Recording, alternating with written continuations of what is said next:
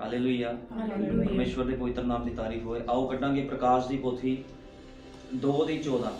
ਪ੍ਰਕਾਸ਼ ਦੀ ਪੋਥੀ 2:14।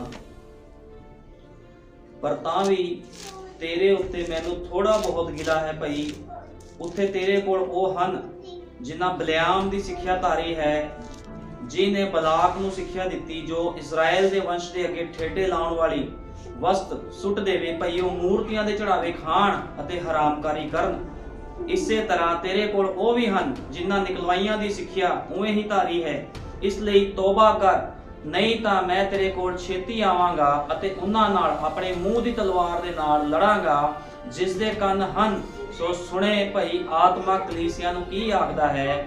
ਜਿਹੜਾ ਜਿੱਤਣ ਵਾਲਾ ਹੈ ਉਹਨੂੰ ਮੈਂ ਗੁਪਤ ਮਨ ਵਿੱਚੋਂ ਦਿਆਂਗਾ ਅਤੇ ਮੈਂ ਉਸ ਨੂੰ ਇੱਕ ਚਿੱਟਾ ਪੱਥਰ ਦਿਆਂਗਾ ਅਤੇ ਉਸ ਪੱਥਰ ਉੱਤੇ ਇੱਕ ਨਵਾਂ ਨਾਮ ਲਿਖਿਆ ਹੋਇਆ ਹੈ ਜਿਸ ਨੂੰ ਉਸ ਦੇ ਲੈਣ ਵਾਲੇ ਤੋਂ ਛੁੱਟ ਕੋਈ ਹੋਰ ਨਹੀਂ ਜਾਣਦਾ। ਆਓ ਪ੍ਰਾਰਥਨਾ ਕਰਦੇ ਹਾਂ। ਹਾਲੇਲੂਇਆ। ਸਵਰਗੀ ਪਿਤਾ, ਸੱਚਮੁੱਚ ਮੇਰੇ ਮਹਾਨ ਪਿਤਾ ਪ੍ਰਭੂ ਯਿਸੂ ਮਸੀਹ, ਅਸੀਂ ਪ੍ਰਭੂ ਜੀ ਸਭ ਭਲਾਈਆਂ ਵਾਸਤੇ ਤੇਰਾ ਧੰਨਵਾਦ ਕਰਦੇ ਹਾਂ ਖੁਦਾਵੰਦਾ। ਇਸ ਸਮੇਂ ਦੇ ਸੰਦੇਸ਼ ਦੇ ਲਈ ਵੀ ਤੇਰਾ ਧੰਨਵਾਦ ਕਰਦੇ ਹਾਂ ਪ੍ਰਭੂ ਯਿਸੂ ਮਸੀਹ, ਜੋ ਤੇਰੇ ਨਬੀ ਦੇ ਦੁਆਰਾ ਉਤਰਿਆ ਹੈ ਸੰਦੇਸ਼ ਖੁਦਾਵੰਦਾ। ਇਹ ਸੰਦੇਸ਼ ਖੁਦਾਵੰਦਾ ਤੇਰੇ ਲੋਕਾਂ ਨੂੰ ਪਾਪਾਂ ਵਿੱਚੋਂ ਬਾਹਰ ਕੱਢ ਲਿਆਇਆ ਖੁਦਾਵੰਦਾ, ਉਹਨਾਂ ਗਲਤੀਆਂ ਵਿੱਚੋਂ ਬਾਹਰ ਕੱਢ ਲਿਆਇਆ ਪ੍ਰਭੂ ਯਿਸੂ ਮਸੀਹ, ਜੋ ਗਲਤੀਆਂ ਪ੍ਰਭੂ ਯਿਸੂ ਮਸੀਹ ਸੰਸਾਰ ਕਰਦਾ ਹੈ ਪ੍ਰਭੂ ਜੀ, ਜੋ ਪਾਪ ਸੰਸਾਰ ਕਰਦਾ ਹੈ ਪ੍ਰਭੂ ਯਿਸੂ ਮਸੀਹ ਮੇਰੇ ਮਹਾਨ ਪਿਤਾ। ਤੇ ਖੁਦਾਵੰਦ ਤੇਰੇ ਲੋਕ ਪ੍ਰਭੂ ਯਿਸੂ ਮਸੀਹ ਅੱਜ ਬਲਿਆਮ ਦੀ ਸਿੱਖਿਆ ਹੇਠ ਨਹੀਂ ਹਨ ਖੁਦਾਵੰਦਾ। ਪ੍ਰਭੂ ਯਿਸੂ ਮਸੀਹ ਤੇਰੇ ਲੋਕ ਪਵਿੱਤਰ ਆਤਮਾ ਦੀ ਸਿੱਖਿਆ ਦੇ ਹੇਠ ਹਨ ਖੁਦਾਵੰਦਾ। ਜੋ ਤੇਰੇ ਮੁਖ ਵਿੱਚੋਂ ਵਚਨ ਨਿਕਲਿਆ ਪ੍ਰਭੂ ਯਿਸੂ ਮਸੀਹ, ਤੇਰੀ ਪਵਿੱਤਰ ਦੁਲਹਨ ਉਸ ਵਚਨ ਦੇ ਪਿੱਛੇ ਚੱਲਦੀ ਹੈ ਖੁਦਾਵੰਦਾ। ਲੇਕਿਨ ਅੱਜ ਵੀ ਸੰਸਾਰ ਬਲਿਆਮ ਦੀ ਸਿੱਖਿਆ ਪਿੱਛੇ ਚੱਲ ਰਿਹਾ ਹੈ ਤੇ ਬਲਿਆਮ ਦੀ ਸਿੱਖਿਆ ਤੇਰੇ ਨਬੀ ਭਾਈ ਬ੍ਰੈਨਮ ਨੇ ਕਿਹਾ ਹੈ ਸ਼ੈਤਾਨ ਦੀ ਸਿੱਖਿਆ ਹੈ, मौत की सिक्ख्या है खुदाबंदा।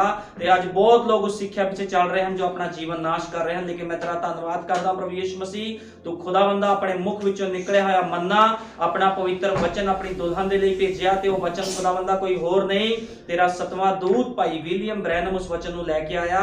ते खुदाबंदा तेरे लोग आज तेरी उपासना कर रहे हैं प्रकाशन दे नाल खुदाबंदा, हलीमी दे नाल, नियम दे नाल खुदाबंदा, पवित्र आत्मा दी सामर्थ ते उसदी अगुवाई दे नाल खुदाबंदा आज तेरी उपासना हुंदी है खुदाबंदा।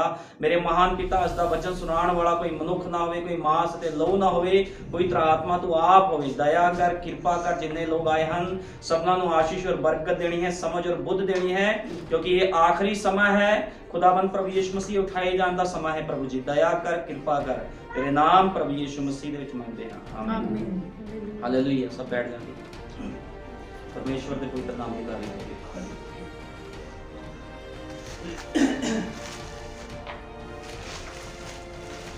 बाइबल बयान करती है, कहता मैनू थोड़ा बहुत तेरे उत्ते गिला है भई, तेरे कोल ओह हन जिन्हां बलियाम दी सिक्ख्या धारी है। हुण बलियाम दी सिक्ख्या की है? बलियाम कौन सीगा? भाई ब्रैनम ने कहा बलियाम एक नबी सीगा जिसने की कीता इजराइलियां नूं शराप देण दी कोशिश कीती। लेकिन की होया, खुदावंद ने बलियाम दा मुंह बंद दिता, ओहदे लोकां नूं शराप नहीं दे सकिया। क्यों नहीं दे सकिया? क्योंकि कोई भी बंदा जिहड़ा भी परमेश्वर दे वचन तो बाहर आ, चाहे कोई सेवक आ, कोई नबी, कोई भी आ, खुदा दे पवित्र लोकां नूं शराप नहीं दे सकदा। जिन्हों खुदा ने पवित्र ठहराया आ उन्हों कोई भी शराप नहीं दे सकदा। भाई ब्रैनम ने इस गल नूं क्लीयर कीता संदेशां दे विच। हुण बाइबल बयान करदी आ, नबी ने कहा संदेश 'च, कहंदा जिहड़ा बलियाम सीगा, कहंदा ओह नबी सीगा एक, लेकिन ਉਹਦੇ ਅੰਦਰ ਕੀ ਸੀ? ਇੱਕ ਲਾਲਸਾ ਸੀ, ਇੱਕ ਲਾਲਚ ਸੀਗਾ ਉਹਦੇ ਅੰਦਰ। ਉਹਦੇ ਅੰਦਰ ਕਿਸ ਚੀਜ਼ ਦਾ ਲਾਲਚ ਸੀਗਾ? ਵੀ ਮੈਂ ਆਪਣੇ ਆਪ ਨੂੰ ਉੱਚਾ ਦਿਖਾਵਾਂ, ਮੈਂ ਆਪਣੇ ਆਪ ਨੂੰ ਦਿਖਾਵਾਂ ਵੀ ਮੇਰੇ ਅੰਦਰ ਵੀ ਕੋਈ ਕੁਆਲਿਟੀ ਆ। ਹੁਣ ਉਹ ਕੀ ਕਰਦਾ ਸੀਗਾ?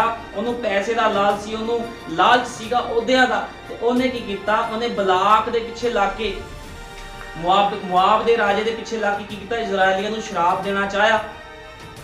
वचन दसदा बलाम बेतहाशा अपने मार्ग पर चलता गया, तब परमेश्वर का दूत उसके मार्ग में खड़ा ना हो गया। हुण की जदों शराप देण जा रहा सी ते परमेश्वर दा दूत ओदे कोल खड़ा हो गया, परंतु वह भविष्यवक्ता मान सम्मान धन दौलत पाने के विचार के द्वारा आत्मिक बातों को देखने के लिए इतना अधिक अंधा हो चुका था कि उसको स्वर्ग दूत नंगी तलवार लिया हुआ नहीं दिखा। कहता भी स्वर्ग दूत नंगी तलवार लेके खड़ा सी, लेकिन उन्होंने दिखिया नहीं, क्योंकि ਉਹਦੇ ਅੰਦਰ ਕੀ ਸੀਗਾ? ਉਹਦੇ ਅੰਦਰ ਲਾਲਚ ਸੀਗਾ, ਉਹਨੂੰ ਖੁਦਾ ਦਾ ਵਚਨ ਨਹੀਂ ਦਿਖਿਆ।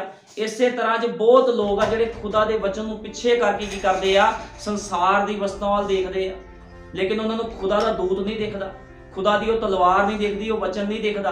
ते अज बहुत लोग खुदा दे वचन नूं बाहर छड्ड के ਅਲੱਗ ਕਰਕੇ ਕੀ ਕਰਦੇ, ਸੰਸਾਰ ਵਿੱਚ ਜਾਂਦੇ, ਸੰਸਾਰ ਦੇ ਰੀਤੀ ਰਿਵਾਜਾਂ ਨੂੰ ਮਨਾਉਂਦੇ ਆ। ਉਹ ਕਹਿੰਦੇ ਸੰਸਾਰ 'ਚ ਜੀਣਾ ਵੀ ਜ਼ਰੂਰੀ, ਸਮਾਨ ਲੈਣਾ ਵੀ ਜ਼ਰੂਰੀ ਆ। ਇਸੇ ਤਰ੍ਹਾਂ ਜਿਹੜਾ ਇਹ ਨਬੀ ਬਲਿਆਮ ਸੀਗਾ, ਇਹ ਵੀ ਲਾਲਸਾ ਦੇ ਕਰਕੇ ਕੀ ਕੀਤਾ, ਇਹਨੇ ਪਰਮੇਸ਼ਵਰ ਦਾ ਇੱਕ ਨਬੀ ਹੋਣ ਦੇ ਨਾਤੇ ਵੀ ਇਹਨੇ ਉਹ ਚੀਜ਼ ਨਹੀਂ ਸੋਚੀ ਤੇ ਇਹਨੇ ਕੀ ਕੀਤਾ, ਖੁਦਾ ਦੇ ਲੋਕਾਂ ਨੂੰ ਸ਼ਰਾਪ ਦੇਣ ਲਈ ਚਲਾ ਗਿਆ। कहता छोटी गधी ने उसे देख लिया था, वह आगे पीछे तब तक बिदकी जब तक आखिरकार उसने बलाम के पांव को पत्थर की भीत में पिचा ना दिया। हुण जिहड़ी गधी सीगी, उस गधी ने परमेश्वर दे दूत नूं देखिया, लेकिन इस नबी ने जिहड़ा बलियाम सीगा उस तलवार लए हुए दूत नूं देखिया नहीं, क्योंकि ਇਹਦੇ ਅੰਦਰ ਇੱਕ ਲਾਲਸਾ ਸੀਗੀ, ਇੱਕ ਲਾਲਚ ਸੀਗਾ। ਇਹਨੂੰ ਕੁਝ ਨਹੀਂ ਸੀ ਦਿਖ ਰਿਹਾ, ਇਹਨੂੰ ਸਿਰਫ ਸੰਸਾਰ ਦਾ ਮਿੱਤਰਚਾਰਾ ਦਿਖ ਰਿਹਾ ਸੀਗਾ। ਇਸ ਕਰਕੇ ਕੀ ਹੋਇਆ ਫਿਰ, ਜਿਹੜਾ ਇਹ ਸੀਗਾ, ਪ੍ਰਭੂ ਨੇ ਇਹਨੂੰ ਡਾਂਟਿਆ ਵੀ ਤੂੰ ਮੇਰੇ ਲੋਕਾਂ ਨੂੰ ਸ਼ਰਾਪ ਨਹੀਂ ਦੇ ਸਕਦਾ। ਹੁਣ ਇਹਨੇ ਕੀ ਕੀਤਾ, ਇਹ ਵੀ ਇੱਕ ਨਬੀ ਸੀਗਾ। ਹੁਣ ਸੋਚਣ ਵਾਲੀ ਗੱਲ ਆ, ਇਹਦੇ ਉੱਪਰ ਵੀ ਖੁਦਾ ਦਾ ਆਤਮਾ ਉਤਰਦਾ ਸੀਗਾ। ਹੁਣ ਅੱਜ ਲੋਕ ਕਹਿੰਦੇ ਆ ਵੀ ਕਿ ਮਿਸ਼ਨਾਂ ਦੇ ਪਾਸਟਰਾਂ ਦੇ ਉੱਪਰ ਖੁਦਾ ਦਾ ਆਤਮਾ ਨਹੀਂ ਉਤਰਦਾ, ਕਿ ਉਹਨਾਂ ਨਾਲ ਖੁਦਾ ਗੱਲ ਨਹੀਂ ਕਰਦਾ ਆ। ਇਸੇ ਤਰ੍ਹਾਂ ਇਹਦੇ ਉੱਪਰ ਵੀ ਨਬੀ ਨੇ ਕਿਹਾ ਵੀ ਪੂਰੀ ਤਰ੍ਹਾਂ ਖੁਦਾ ਦਾ ਆਤਮਾ ਉਤਰਦਾ ਸੀ, ਵੀ ਖੁਦਾ ਨਾਲ ਗੱਲਾਂ ਕਰਦਾ ਸੀ, ਲੇਕਿਨ ਇਹਨੇ ਵਚਨ ਦੇ ਵਿੱਚ ਰਲਾ ਪਾਇਆ। ਇਹਨੇ ਆਪਣੀ ਲਾਲਸਾ ਕਰਕੇ, ਵਚਨ ਨੂੰ ਪਿੱਛੇ ਕਰਕੇ ਕੀ ਕੀਤਾ, ਇਜ਼ਰਾਈਲੀ ਲੋਕਾਂ ਨੂੰ ਸ਼ਰਾਪ ਦੇਣ ਲਈ ਜਦੋਂ ਇਹ ਗਿਆ ਤੇ ਪਰਮੇਸ਼ਵਰ ਨੇ ਇਹਦੇ ਮੂੰਹ ਚੋਂ ਬਰਕਤ ਕਢਵਾਈ।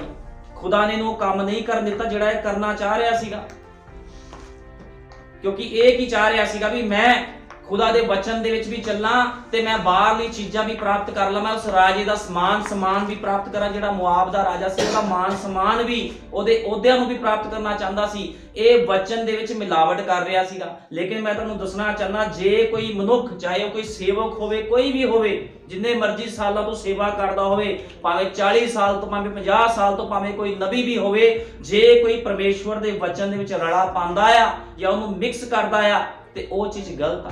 ਤੁਸੀਂ ਉਸ ਚੀਜ਼ ਨੂੰ ਲੈ ਨਹੀਂ ਸਕਦੇ। ਇਸੇ ਤਰ੍ਹਾਂ ਇਹ ਨਬੀ ਕੀ ਕਰਨ ਜਾ ਰਿਹਾ ਸੀ, ਖੁਦਾ ਦੇ ਲੋਕਾਂ ਨੂੰ ਸ਼ਰਾਪ ਦੇਣ ਜਾ ਰਿਹਾ ਸੀ, ਲੇਕਿਨ ਪ੍ਰਭੂ ਨੇ ਕੀ ਕੀਤਾ, ਇਹਦੇ ਮੂੰਹ ਨੂੰ ਬੰਦ ਕਰ ਦਿੱਤਾ। ਹੁਣ ਬਾਈਬਲ ਬਿਆਨ ਕਰਦੀ ਆ, नबी ने क्या, बलाम नीचे गया और उसने 7 शुद्ध पशु बलि के लिए लिए और 7 वेदियां बनाई। उसने एक मेढ़ा मारा और मसीहा के आगमन का प्रतीक था। वह जानता था कि परमेश्वर के पास पहुंचने के लिए क्या करना चाहिए। ਹੁਣ ਉਹ ਜਾਣਦਾ ਸੀ ਵੀ ਪਰਮੇਸ਼ਵਰ ਨੂੰ ਕਿੱਦਾਂ ਖੁਸ਼ ਕਰਨਾ, ਕਿੱਦਾਂ ਪਰਮੇਸ਼ਵਰ ਨਾਲ ਗੱਲਬਾਤ ਕਰਨੀ, ਕਿੱਦਾਂ ਬਲੀ ਚੜਾਣੀ ਆ, ਕੀ ਕੁਝ ਕਰਨਾ ਹੈ, ਸਭ ਕੁਝ ਕਰ ਰਿਹਾ ਸੀਗਾ। ਇਹਨੂੰ ਵਚਨ ਦਾ ਪ੍ਰਕਾਸ਼ਨ ਸੀਗਾ, ਵਚਨ ਦੀ ਸਮਝ ਸੀਗੀ ਵੀ ਕਿੱਦਾਂ ਪਰਮੇਸ਼ਵਰ ਨਾਲ ਗੱਲਾਂ ਕੀਤੀਆਂ ਜਾਣੀਆਂ, ਕਿੱਦਾਂ ਪਰਮੇਸ਼ਵਰ ਤੋਂ ਮੈਂ ਉੱਤਰ ਲੈ ਸਕਦਾ। ਲੇਕਿਨ ਫਿਰ ਵੀ ਪਰਮੇਸ਼ਵਰ ਨੇ ਇਹਦੀ ਆਵਾਜ਼ ਨੂੰ ਨਹੀਂ ਸੁਣਿਆ। ਅੱਜ ਮਿਸ਼ਨਾਂ ਜਥੇਬੰਦੀਆਂ ਸੰਸਾਰ ਦੇ ਲੋਕ ਵੀ ਉਪਾਸਨਾ ਕਰਦੇ, ਲੇਕਿਨ ਉਹ ਆਪਣੇ ਹਿਸਾਬ ਦੀ ਉਪਾਸਨਾ ਕਰਦੇ ਆ। ਉਹ ਵਚਨ ਦੇ ਵਿੱਚ ਰੜਾ ਪਾਉਂਦੇ ਆ। ਜਿਹਦਾ ਤੁਸੀਂ ਵਚਨ ਨੂੰ ਸੰਸਾਰ ਦੇ ਪਾਣੀ ਨਾਲ ਮਿਕਸ ਕਰੋਗੇ ਤੇ ਬਾਈਬਲ ਬਿਆਨ ਕਰਦੀ ਇਹ ਵਚਨ ਦੂਸ਼ਿਤ ਵਚਨ ਆ, ਤੁਸੀਂ ਲੈ ਨਹੀਂ ਸਕਦੇ। ਅੱਜ ਲੋਕ ਕਹਿੰਦੇ ਕੀ ਮਿਸ਼ਨਾਂ ਜਥੇਬੰਦੀਆਂ 'ਚ ਵਚਨ ਪ੍ਰਚਾਰ ਨਹੀਂ ਹੁੰਦਾ, ਕੀ ਉੱਥੇ ਪਾਸਟਰ ਨਹੀਂ ਖੜਦੇ, ਉੱਥੇ ਕੀ ਉਹ ਵਚਨ ਪ੍ਰਚਾਰ ਨਹੀਂ ਕਰਦੇ ਜਾਂ ਚੰਗਿਆਈਆਂ ਨਹੀਂ ਕਰਦੇ। ਸਭ ਕੁਝ ਹੁੰਦਾ ਆ। ਜਿੱਦਾਂ ਬਲਿਆਮ ਦੇ ਨਾਲ ਖੁਦਾ ਦਾ ਸਾਮਰਥ ਸੀਗੀ, ਉਸੇ ਤਰ੍ਹਾਂ ਲੋਕਾਂ ਦੇ ਕੋਲ ਵੀ ਖੁਦਾ ਦੀ ਸਾਮਰਥ, ਉਹੀ ਪ੍ਰਕਾਸ਼ਨ, ਮਤਲਬ ਜਿਹੜਾ ਆਪਾਂ ਕਹਿ ਸਕਦੇ ਵੀ ਉਹੀ ਸਮਝ ਖੁਦਾ ਦੀ ਲੋਕਾਂ ਦੇ ਕੋਲ ਹੈਗੀ ਆ। ਲੇਕਿਨ ਫਿਰ ਵੀ ਉਹ ਖੁਦਾ ਤੋਂ ਅੱਡ ਨੇ। ਹੁਣ ਇਹ ਜਿਹੜਾ ਨਬੀ ਸੀ ਇਹਦੀ ਸਮਝ ਦੇ ਨਾਲ ਚੱਲਦਾ ਸੀਗਾ। ਇਹਨੂੰ ਵੀ ਪਤਾ ਸੀ ਵੀ ਪਰਮੇਸ਼ਵਰ ਦੇ ਨਾਲ ਮੈਂ ਕਿੱਦਾਂ ਪ੍ਰਾਰਥਨਾ ਕਰਨੀ, ਕਿੱਦਾਂ ਜਗਵੇਦੀਆਂ ਬਣਾਉਣੀਆਂ, ਕਿੱਦਾਂ ਬਲੀਆਂ ਚੜਾਉਣੀਆਂ, ਸਭ ਕੁਝ ਕਰਨਾ। ਲੇਕਿਨ ਫਿਰ ਵੀ ਖੁਦਾ ਨੇ ਇਹਦੀ ਆਵਾਜ਼ ਨੂੰ ਨਹੀਂ ਸੁਣਿਆ, ਕਿਉਂਕਿ ਜਿੱਥੇ ਵਚਨ ਦੇ ਵਿੱਚ ਰੜਾ ਪੈ ਜਾਵੇ ਉੱਥੇ ਖੁਦਾਵੰਦ ਕੰਮ ਨਹੀਂ ਕਰਦਾ।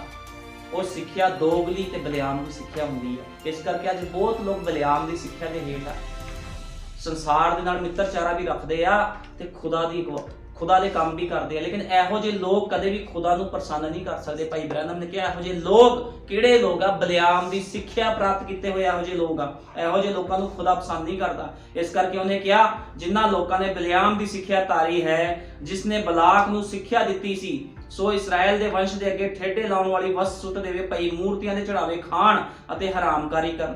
ਹੁਣ ਇਹਨਾਂ ਨੇ ਕੀ ਕੀਤਾ ਸੀਗਾ, ਜਿਹੜੇ ਮੁਆਬੀ ਲੋਕ ਸੀ ਇਹਨਾਂ ਨੇ ਇਜ਼ਰਾਈਲੀ ਲੋਕਾਂ ਨੂੰ ਆਪਣੇ ਕੋਲ ਬੁਲਾਇਆ ਤੇ ਉਹਨਾਂ ਨੇ ਕੀ ਦੇਖਿਆ ਵੀ ਡਾਂਸ ਹੋ ਰਿਹਾ, ਨਾਚ ਹੋ ਰਹੀ। ਉਹਨਾਂ ਨੇ ਵੀ ਡਾਂਸ ਕੀਤਾ, ਨਾਚ ਕੀਤਾ। ਜਿਹੜੀ ਉੱਥੇ ਦੀ ਔਰਤਾਂ ਸੀਗੀਆਂ ਉਹਨਾਂ ਨੇ ਕੱਪੜੇ ਉਤਾਰਨੇ ਸ਼ੁਰੂ ਕਰ ਦਿੱਤੇ। ਤੇ ਕੀ ਹੋਇਆ, ਜਿਹੜੇ ਇਜ਼ਰਾਈਲੀ ਲੋਕ ਸੀ ਇਹਨਾਂ ਨੇ ਪਾਪ ਕੀਤਾ, ਇਹ ਵਿਭਚਾਰੀ ਬਣ ਗਏ। ਤੇ ਪ੍ਰਭੂ ਨੇ ਕੀ ਕੀਤਾ, ਉਹਨਾਂ ਵਿੱਚੋਂ ਹਜ਼ਾਰਾਂ ਦੇ ਹਜ਼ਾਰ ਮਾਰ ਦਿੱਤੇ। ਕਿਉਂ ਮਾਰੇ? ਕਿਉਂਕਿ ਖੁਦਾ ਦੇ ਵਚਨ ਤੋਂ ਬਾਹਰ ਜੇ ਕੋਈ ਸਿੱਖਿਆ ਦੇ ਵਿੱਚ ਜਾਂਦਾ, ਗਲਤ ਸਿੱਖਿਆ ਦੇ ਵਿੱਚ ਜਾਂਦਾ ਆ ਤੇ ਪ੍ਰਭੂ ਬਖਸ਼ਦਾ ਨਹੀਂ। ਕਿਉਂਕਿ ਜਿਹੜੇ ਮੁਆਬੀ ਸੀਗੇ ਇਹ ਰਿਸ਼ਤੇਦਾਰ ਸੀ ਇਜ਼ਰਾਈਲੀਆਂ ਦੇ। ਕਿਉਂਕਿ ਜਿਹੜਾ ਮੁਆਬ ਸੀਗਾ, ਮੁਆਬ ਲੂਤ ਦੀ ਬੇਟੀ ਤੋਂ ਪੈਦਾ ਹੋਇਆ ਸੀਗਾ। ਤੇ ਇਹ ਉਹ ਮੁਆਬੀ ਲੋਕ ਸੀਗੇ। ਤੇ ਲੂਤ ਕੌਣ ਸੀ? ਲੂਤ ਕੌਣ ਸੀਗਾ? ਲੂਤ ਸੀਗਾ ਇਬਰਾਹਿਮ ਦਾ ਭਤੀਜਾ ਸੀਗਾ ਲੂਤ। ਇਹ ਆਪਸ ਚ ਰਿਸ਼ਤੇਦਾਰ ਸੀ, ਉਹਨਾਂ ਨੇ ਫਸਲਾਇਆ, ਕਹਿੰਦੇ ਆਪਾਂ ਰਿਸ਼ਤੇਦਾਰ ਆ ਜਾਓ ਸਾਡੇ ਵਿੱਚ। ਲੇਕਿਨ ਤੁਸੀਂ ਇਹ ਦੇਖੋ ਦੋਨਾਂ 'ਚ ਫਰਕ ਸੀਗਾ। ਇਜ਼ਰਾਈਲੀ ਲੋਕਾਂ ਦੇ ਵਿੱਚ ਫਰਕ ਸੀ, ਉਹ ਮਸੇ ਦੇ ਹੇਠ ਸੀ, ਉਹਨਾਂ ਨੇ ਲਾਲ ਸਮੁੰਦਰ ਵਿੱਚੋਂ ਬਪਟਾਈਜ਼ ਲਿਆ ਸੀਗਾ। ਲੇਕਿਨ ਜਿਹੜੇ ਇਹ ਲੋਕ ਸੀ ਮੁਆਬੀ, ਇਹ ਬਲਿਆਮ ਦੀ ਸਿੱਖਿਆ ਦੇ ਹੇਠ ਸੀਗੇ, ਸ਼ੈਤਾਨ ਦੀ ਸਿੱਖਿਆ ਦੇ ਹੇਠ ਸੀਗੇ। ਇਹਨਾਂ ਦੇ ਨਾਲ ਜਦੋਂ ਮੇਲ ਮਿਲਾਪ ਕੀਤਾ ਤੇ ਕੀ ਹੋਇਆ? ਮੌਤ ਉੱਪਰ ਆ ਗਈ। ਅੱਜ ਜੇ ਕੋਈ ਮਸੀਹ ਬੰਦਾ ਸੰਸਾਰਿਕ ਲੋਕਾਂ ਦੇ ਨਾਲ ਮੇਲ ਮਿਲਾਪ ਕਰਦਾ ਆ ਜਾਂ ਉਹਨਾਂ ਦੇ ਰੀਤੀ ਰਿਵਾਜਾਂ ਨੂੰ ਮਨਾਉਂਦਾ ਜਾਂ ਉਹਨਾਂ ਨੂੰ ਖੁਸ਼ ਕਰਨ ਦੇ ਲਈ ਵੀ ਮੈਂ ਲੋਕਾਂ ਨੂੰ ਵੀ ਖੁਸ਼ ਕਰਨਾ, ਤੇ ਉਹ ਮੌਤ ਵਿੱਚ ਜਾਵੇਗਾ। ਕਿਉਂਕਿ ਤੁਹਾਨੂੰ ਮੈਂ ਦੱਸਣਾ ਚਾਹਨਾ ਹੈ ਇਹ ਅੰਤ ਸਮਾਂ ਚੱਲ ਰਿਹਾ। ਅੱਜ ਲੋਕ ਸਮਝ ਨਹੀਂ ਰਹੇ ਗੱਲਾਂ ਨੂੰ, ਸੰਦੇਸ਼ ਦੀ ਗੱਲਾਂ ਨੂੰ ਲੋਕੀ ਸਮਝ ਨਹੀਂ ਰਹੇ। ਲੋਕੀ ਸੋਚਦੇ ਕਿ ਸੇਵਕ ਨੇ ਪ੍ਰਚਾਰ ਕਰਨਾ, ਭਾਸ਼ਣ ਦੇਣਾ ਤੇ ਚਲੋ ਚੰਦਾ ਪਾਣਾ, ਆਪਣੇ ਆਪਣੇ ਘਰਾਂ 'ਚ ਚੱਲ ਜਾਣਾ। ਲੇਕਿਨ ਇਹ ਭਵਿੱਖਬਾਣੀ ਮੈਂ ਕਰ ਰਿਹਾ ਤੁਹਾਡੇ ਅੱਗੇ, ਇਹ ਭਵਿੱਖਬਾਣੀ ਦੀ ਗੱਲਾਂ ਆ ਜੋ ਨਬੀ ਨੇ ਕਹੀਆਂ, ਜੋ ਭਾਈ ਬ੍ਰੈਨਮ ਨੇ ਪ੍ਰਚਾਰਿਆ, ਸਭ ਭਵਿੱਖਬਾਣੀ ਵੀ ਲਾਸਟ ਸਮੇਂ ਦੇ ਵਿੱਚ ਕੀ ਕੁਝ ਹੋਵੇਗਾ ਤੇ ਤੁਸੀਂ ਬਚੋਗੇ ਕਿੱਦਾਂ। ਜੇ ਬਚਣਾ ਆ ਤੇ ਵਚਨ ਦੇ ਅਨੁਸਾਰ ਜੀਵਨ ਹੋਣਾ ਚਾਹੀਦਾ। ਬਾਈਬਲ ਬਿਆਨ ਕਰਦੀ ਤੁਸੀਂ ਪਾਣੀ 'ਚ ਰਿੱਝਿਆ ਹੋਇਆ ਨਹੀਂ ਖਾਣਾ। ਉਹਨੇ ਇਜ਼ਰਾਈਲੀਆਂ ਨੂੰ ਕਿਹਾ ਸੀਗਾ ਪਾਣੀ 'ਚ ਰਿੱਝਿਆ ਹੋਇਆ ਜਾਂ ਕੱਚਾ ਤੁਸੀਂ ਮਾंस ਨਹੀਂ ਖਾਣਾ, ਅੱਗ ਦੇ ਨਾਲ ਭੁੰਨਿਆ ਹੋਇਆ ਖਾਣਾ। ਲੇਕਿਨ ਅੱਜ ਲੋਕ ਕੀ ਕਰ ਰਹੇ? ਪਾਣੀ 'ਚ ਰਿੰਨਿਆ ਹੋਇਆ ਖਾ ਰਹੇ, ਸੰਸਾਰ ਦੇ ਨਾਲ ਮਿਕਸ ਕਰਕੇ ਵਚਨ ਨੂੰ ਖਾ ਰਹੇ। ਜੇ ਕੋਈ ਮਨੁੱਖ ਸੰਸਾਰ ਦੇ ਨਾਲ ਮਿਕਸ ਕੀਤਾ ਹੋਇਆ ਵਚਨ ਖਾਂਦਾ, ਉਹ ਜੀਵਨ ਵਿੱਚ ਪ੍ਰਵੇਸ਼ ਨਹੀਂ ਕਰੇਗਾ। ਕਿਉਂਕਿ ਬਾਈਬਲ ਬਿਆਨ ਕਰਦੀ ਦੋ ਹੀ ਸਥਾਨ ਆ, ਇੱਕ ਉੱਪਰ ਖੁਦਾ ਦਾ ਰਾਜ ਆ ਤੇ ਨੀਚੇ ਨਰਕ ਆ। ਜਿਹੜਾ ਅੱਗ ਦੇ ਨਾਲ ਭੁੰਨਿਆ ਹੋਇਆ ਖਾਵੇਗਾ ਉਹੀ ਸਵਰਗ ਵਿੱਚ ਖੁਦਾ ਦੇ ਰਾਜ ਵਿੱਚ ਜਾਵੇਗਾ। ਅਦਰਵਾਈਜ਼ ਦੂਸਰਾ ਕੋਈ ਵੀ ਬੰਦਾ ਖੁਦਾ ਦੇ ਰਾਜ 'ਚ ਨਹੀਂ ਜਾ ਸਕਦਾ। ਮਿਕਸ ਵਚਨ ਖਾ ਕੇ ਤੁਸੀਂ ਖੁਦਾ ਦੇ ਰਾਜ 'ਚ ਨਹੀਂ ਜਾ ਸਕਦੇ, ਕਿਉਂਕਿ ਮਿਕਸ ਵਚਨ ਕੀ ਆ? ਮੌਤ ਨੂੰ ਦਰਸਾਉਂਦਾ, ਦੋਗਲਾਪਨ। ਇਸ ਕਰਕੇ ਪ੍ਰਕਾਸ਼ ਦੀ ਪੁਸਤਕ 'ਚ ਲਿਖਿਆ, ਕਹਿੰਦਾ ਜਾਂ ਤਾਂ ਤੂੰ ਤੱਤਾ ਹੁੰਦਾ ਜਾਂ ਠੰਡਾ ਹੁੰਦਾ, ਕਹਿੰਦਾ ਤੂੰ ਸੀਲ ਗਰਮ ਸੋ ਹੈ, ਕਹਿੰਦਾ ਮੈਂ ਤੁਹਾਨੂੰ ਆਪਣੇ ਮੂੰਹ ਵਿੱਚੋਂ ਉਗਲ ਸੁੱਟਾਂਗਾ। ਇਸ ਕਰਕੇ ਖੁਦਾ ਦਾ ਵਚਨ ਕਹਿੰਦਾ ਜਾਂ ਤਾਂ ਤੁਸੀਂ ਮਸੀਹ ਹੋਵੋ ਜਾਂ ਤੁਸੀਂ ਸੰਸਾਰਿਕ, ਇੱਕ ਪਾਸੇ ਤਾਂ ਲੱਗ ਜਾਓ। ਲੇਕਿਨ ਅੱਜ ਲੋਕ ਕੀ ਕਰਦੇ? ਦੋ ਕਿਸ਼ਤੀਆਂ 'ਚ ਪੈਰ ਰੱਖਦੇ, ਅੱਧੇ ਮਸੀਹ ਅੱਧੇ ਸੰਸਾਰਿਕ। ਇਹਨੂੰ ਕਹਿੰਦੇ ਬਲਿਆਮ ਦੀ ਸਿੱਖਿਆ। ਤੇ ਇਹ ਬਲਿਆਮ ਦੀ ਸਿੱਖਿਆ ਕੀ ਆ? ਮੌਤ ਵੱਲ ਲੈ ਕੇ ਜਾਂਦੀ ਹੈ।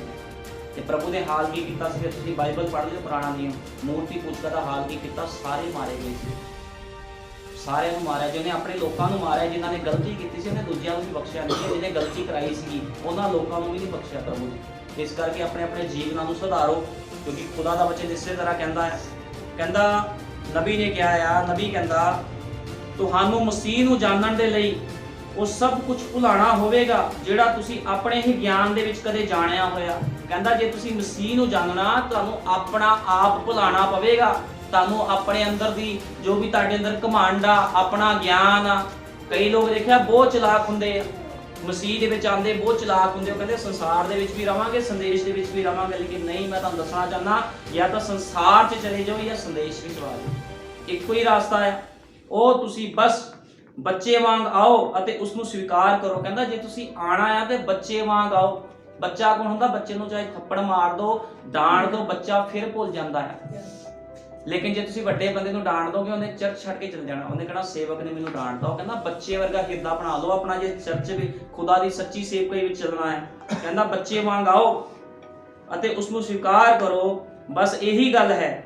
ਕਹਿੰਦਾ ਇਹੀ ਢੰਗ ਹੈ ਜਿਸ ਦੇ ਨਾਲ ਤੁਸੀਂ ਪਰਮੇਸ਼ਵਰ ਨੂੰ ਸਵੀਕਾਰ ਕਰ ਸਕਦੇ ਹੋ। ਤੁਹਾਨੂੰ ਹਲੀਮੀ ਦੇ ਨਾਲ ਆਣਾ ਪੈਣਾ, ਵਚਨ ਨੂੰ ਗ੍ਰਹਿਣ ਕਰਨਾ ਪੈਣਾ ਤੇ ਉਹਦੇ ਅਨੁਸਾਰ ਜੀਵਨ ਬਤੀਤ ਕਰਨਾ ਪੈਣਾ। ਇਹ ਨਹੀਂ ਚਰਚ ਆਏ, ਇਧਰੋਂ ਸੁਣਿਆ ਤੇ ਇਧਰੋਂ ਕੱਢਤਾ, ਤੁਸੀਂ ਕਹਿਣਾ ਕੋਈ ਨਹੀਂ, ਉਹਨੇ ਤਾਂ ਭਾਸ਼ਣ ਦੇਣਾ ਹੀ ਸੀ, ਸੇਵਕ ਨੇ, ਉਹਦਾ ਤਾਂ ਕੰਮ ਹੀ ਹੈ ਭਾਸ਼ਣ ਦੇਣ ਦਾ, ਪ੍ਰਚਾਰ ਕਰਨ ਦਾ। ਉਹ ਤਾਂ ਹੁਣ ਉਹਨੇ ਤਾਂ ਕਰਨਾ ਹੀ ਕਰਨਾ ਹੈ। ਅਸੀਂ ਸੁਣਾਂਗੇ ਤੇ ਕੱਢ ਦਾਂਗੇ, ਫਿਰ ਤੁਸੀਂ ਜੀਵਨ 'ਚ ਪ੍ਰਵੇਸ਼ ਨਹੀਂ ਕਰ ਸਕਦੇ। ਅਤੇ ਜਿੰਨੇ ਵੱਧ ਤੁਸੀਂ ਹੋਰ ਹਲੀਮ ਹੋ ਸਕਦੇ ਹੋ, ਹੋਰ ਸਾਦੇ ਹੋ ਸਕਦੇ ਹੋ, ਆਪਣੇ ਆਪ ਤੋਂ, ਆਪਣੇ ਵਿਚਾਰਾਂ ਤੋਂ ਦੂਰ ਹੋ ਜਾਓ।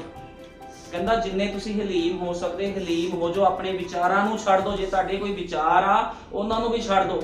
ਵੀ ਤੁਸੀਂ ਕਹੋ ਵੀ ਅਸੀਂ ਦੁਨੀਆ ਨੂੰ ਵੀ ਖੁਸ਼ ਕਰੀਏ ਤੇ ਪਰਮੇਸ਼ਵਰ ਨੂੰ ਵੀ ਖੁਸ਼ ਕਰੀਏ, ਇਹ ਕੰਮ ਨਹੀਂ ਹੋ ਸਕਦਾ। ਜਾਂ ਤਾਂ ਸੰਸਾਰ ਨੂੰ ਖੁਸ਼ ਕਰੋ ਜਾਂ ਪਰਮੇਸ਼ਵਰ ਨੂੰ ਖੁਸ਼ ਕਰੋ। ਖੁਦਾ ਨੇ ਐਵੇਂ ਵਚਨ ਨਹੀਂ ਲਿਖੇ ਬਾਈਬਲ ਦੇ ਵਿੱਚ। ਉਹਨੇ ਐਵੇਂ ਨਹੀਂ ਲਿਖਿਆ ਵੀ ਸੰਸਾਰ ਦਾ ਮਿੱਤਰਚਾਰਾ ਪਰਮੇਸ਼ਵਰ ਦੇ ਨਾਲ ਵੈਰ ਆ। ਅੱਜ ਬਹੁਤ ਲੋਕ ਸੰਸਾਰ ਨਾਲ ਵੀ ਮਿੱਤਰਚਾਰਾ ਰੱਖਦੇ ਤੇ ਖੁਦਾ ਦੇ ਵਚਨ ਦੇ ਵਿੱਚ ਵੀ ਚੱਲਦੇ ਆ। ਤੁਸੀਂ ਕਦੇ ਵੀ ਕਨਾਨ ਦੇ ਵਿੱਚ ਪ੍ਰਵੇਸ਼ ਨਹੀਂ ਕਰ ਪਾਓਗੇ, ਕਦੇ ਵੀ ਖੁਦਾ ਦੇ ਰਾਜ 'ਚ ਦਾਖਲ ਨਹੀਂ ਹੋ ਸਕੋਗੇ। ਦੂਰ ਹੋ ਜਾਓ। ਸਿਰਫ ਪਰਮੇਸ਼ਵਰ ਦੇ ਵਚਨ ਨੂੰ ਲਵੋ, ਇਸ ਦੇ ਯੋਗ ਹੈ, ਇਸ ਦਾ ਵਿਸ਼ਵਾਸ ਕਰੋ ਅਤੇ ਇਹ ਵਿਸ਼ਵਾਸ ਦੇ ਰਾਹੀਂ ਹੈ। ਇਸ ਦੇ ਨਾਲ ਇਹ ਚੀਜ਼ਾਂ ਆਉਂਦੀਆਂ ਹਨ। ਕਹਿੰਦਾ ਤੁਸੀਂ, ਕਹਿੰਦਾ ਸੀ ਪਰਮੇਸ਼ਵਰ ਦੇ ਵਚਨ ਨੂੰ ਲਓ ਜੇ ਤੁਸੀਂ ਪਰਮੇਸ਼ਵਰ ਦੇ ਵਚਨ ਨੂੰ ਲਓਗੇ ਤਾਂ ਤੁਹਾਡੇ ਜੀਵਨ ਵਿੱਚ ਸਾਰੇ ਕੰਮ ਪੂਰੇ ਹੋਣੇ ਆ। ਲੇਕਿਨ ਜੇ ਤੁਹਾਡੇ ਅੰਦਰ ਕੋਈ ਸਮਝ ਆਪਣੀ ਆ ਵੀ ਮੈਂ ਆਪਣੇ ਵਿਚਾਰਾਂ ਦੇ ਨਾਲ ਚੱਲਣਾ ਆ, ਮੈਂ ਪਰਮੇਸ਼ਵਰ ਦੇ ਵਚਨ ਦੇ ਵਿਚਾਰਾਂ ਦੇ ਨਾਲ ਨਹੀਂ ਚੱਲਣਾ, ਪਰਮੇਸ਼ਵਰ ਦੇ ਵਿਚਾਰਾਂ ਦੇ ਨਾਲ ਨਹੀਂ ਚੱਲਣਾ, ਤੇ ਤੁਸੀਂ ਫਿਰ ਧੋਖੇ ਦੇ ਵਿੱਚੋਂ ਫਿਰ ਤੁਸੀਂ ਬਲਿਆਮ ਦੀ ਸਿੱਖਿਆ ਦੇ ਹੇਠ ਹੋ। ਕਿਉਂਕਿ ਬਲਿਆਮ ਦੀ ਸਿੱਖਿਆ ਕੀ ਸੀ? ਮੌਤ ਦੀ ਸਿੱਖਿਆ ਸੀਗੀ। ਇਸਰਾਏਲੀਆਂ ਦੇ ਕੋਲੋਂ ਆਇਆ, ਸ਼ਰਾਪ ਦੇਣਾ ਚਾਹਿਆ ਉਹਨਾਂ ਨੂੰ, ਫਿਰ ਜਦੋਂ ਦੇਖਿਆ ਵੀ ਹੋਰ ਕੰਮ ਨਹੀਂ ਬਣਦਾ ਤੇ ਉੱਥੇ ਦੇ ਲੋਕਾਂ ਨੇ ਉਹਨਾਂ ਨੂੰ ਬੁਲਾਇਆ, ਕਹਿੰਦੇ ਆ ਜਾਓ ਆਪਾਂ ਰਿਸ਼ਤੇਦਾਰ, ਆਓ ਅਸੀਂ ਸਹਿਮਤੀ ਕਰੀਏ ਆਪਸ ਦੇ ਵਿੱਚ। ਤੇ ਕੀ ਹੋਇਆ? ਜਦੋਂ ਰਿਸ਼ਤੇਦਾਰੀ ਨਿਭਾਉਣ ਗਏ ਤੇ ਕੀ ਹੋਇਆ? ਉਹਨਾਂ ਨੇ ਉੱਥੇ ਜਦੋਂ ਔਰਤਾਂ ਨੂੰ ਨੱਚਦੇ ਹੋਏ ਦੇਖਿਆ ਤੇ ਹਰਾਮਕਾਰੀ ਕੀਤੀ ਤੇ ਪਰਮੇਸ਼ਵਰ ਨੇ ਉਹਨਾਂ ਵਿੱਚੋਂ ਮਾਰੇ, ਬਹੁਤ ਲੋਕ ਮਾਰਤੇ, ਹਜ਼ਾਰਾਂ ਲੋਕ ਉਹਨਾਂ ਦੇ ਵਿੱਚੋਂ ਮਾਰੇ। ਇਸ ਕਰਕੇ ਕਦੇ ਵੀ ਖੁਦਾ ਦੇ ਵਚਨ ਤੋਂ ਬਾਹਰ ਕੋਈ ਕੰਮ ਨਾ ਕਰੋ। ਜੋ ਵੀ ਕਰਨਾ ਆ ਪਰਮੇਸ਼ਵਰ ਦੇ ਵਚਨ ਦੇ ਵਿੱਚ ਹੋ ਕੇ ਕਰੋ। ਜੇ ਤੁਸੀਂ ਕੋਈ ਵੀ ਬੰਦਾ ਖੁਦਾ ਦੇ वचन तो बाहर काम करता है तो मौत भी चला जाता है। उन्होंने सोचा था कि किसी से मित्रता करने से क्या हानि हो सकती है। आज लोग कहते हैं ना भी ਅਸੀਂ ਸੰਦੇਸ਼ 'ਚ ਆ ਗਏ, ਦੁਨੀਆਦਾਰੀ ਨਾਲ ਅਸੀਂ ਮਿਲਾਂਗੇ। ਜਿਹੜਾ ਪ੍ਰਭੂ ਨੇ ਨਹੀਂ ਮਨਾ ਕਿਹਾ ਵੀ ਤੁਸੀਂ ਆਣ ਗਵਾਣ ਨੂੰ ਬੁਲਾਣਾ ਨਹੀਂ, ਜਾਂ ਕਿਸੇ ਵਿਆਹ ਸ਼ਾਦੀ 'ਚ ਜਾਣਾ, ਜਿੱਥੇ ਮਰਜ਼ੀ ਜਾਓ, ਮਨਾ ਕਿਤੇ ਨਹੀਂ ਕੀਤਾ। ਲੇਕਿਨ ਕਹਿੰਦਾ ਉਹੋ ਜਿਹੇ ਕੰਮ ਨਹੀਂ ਕਰਨੇ ਤੁਸੀਂ। ਹੁਣ ਇੱਥੇ ਕੀ ਹੁੰਦਾ ਹੈ? ਨਬੀ ਕਹਿ ਰਿਹਾ किंतु जब उन कामोत्तेजक मुआबी स्त्रियों ने नृत्य करना शुरू किया और रॉक एंड रोल करते हुए अपने वस्त्र उतारने शुरू किए तो उन इस्राएलियों में काम वासना जागृत हो उठी और वे व्यभिचार में फंस गए। परमेश्वर ने अपनी जलजलाहट में आकर उनमें से 42,000 लोगों को जान से मार डाला। भाई ब्रैनम ने किया भी उन्हां विचों हजारां लोकां नूं जान तो मारता। क्यों? जे गए उन्हां विच जांदे ही ना, जे पता कि स्थान विच गलत सिस्टम चल रहा तुसीं जाओ ना। ਹੁਣ ਇੱਥੇ ਕੀ ਕਰ ਰਹੇ ਸੀ ਇਹ ਲੋਕ? ਪਤਾ ਸੀ ਵੀ ਵਿਚਾਰੀ ਲੋਕ ਆ, ਜੇ ਕਿਤੇ ਗਲਤ ਸਿਸਟਮ ਚੱਲ ਰਿਹਾ ਉਸ ਜਗ੍ਹਾ ਤੇ ਜਾਓ ਹੀ ਨਾ। ਉਸ ਜਗ੍ਹਾ ਤੋਂ ਕੀ ਕਰੋ? ਪਾਸਾ ਮੋੜ ਲਓ।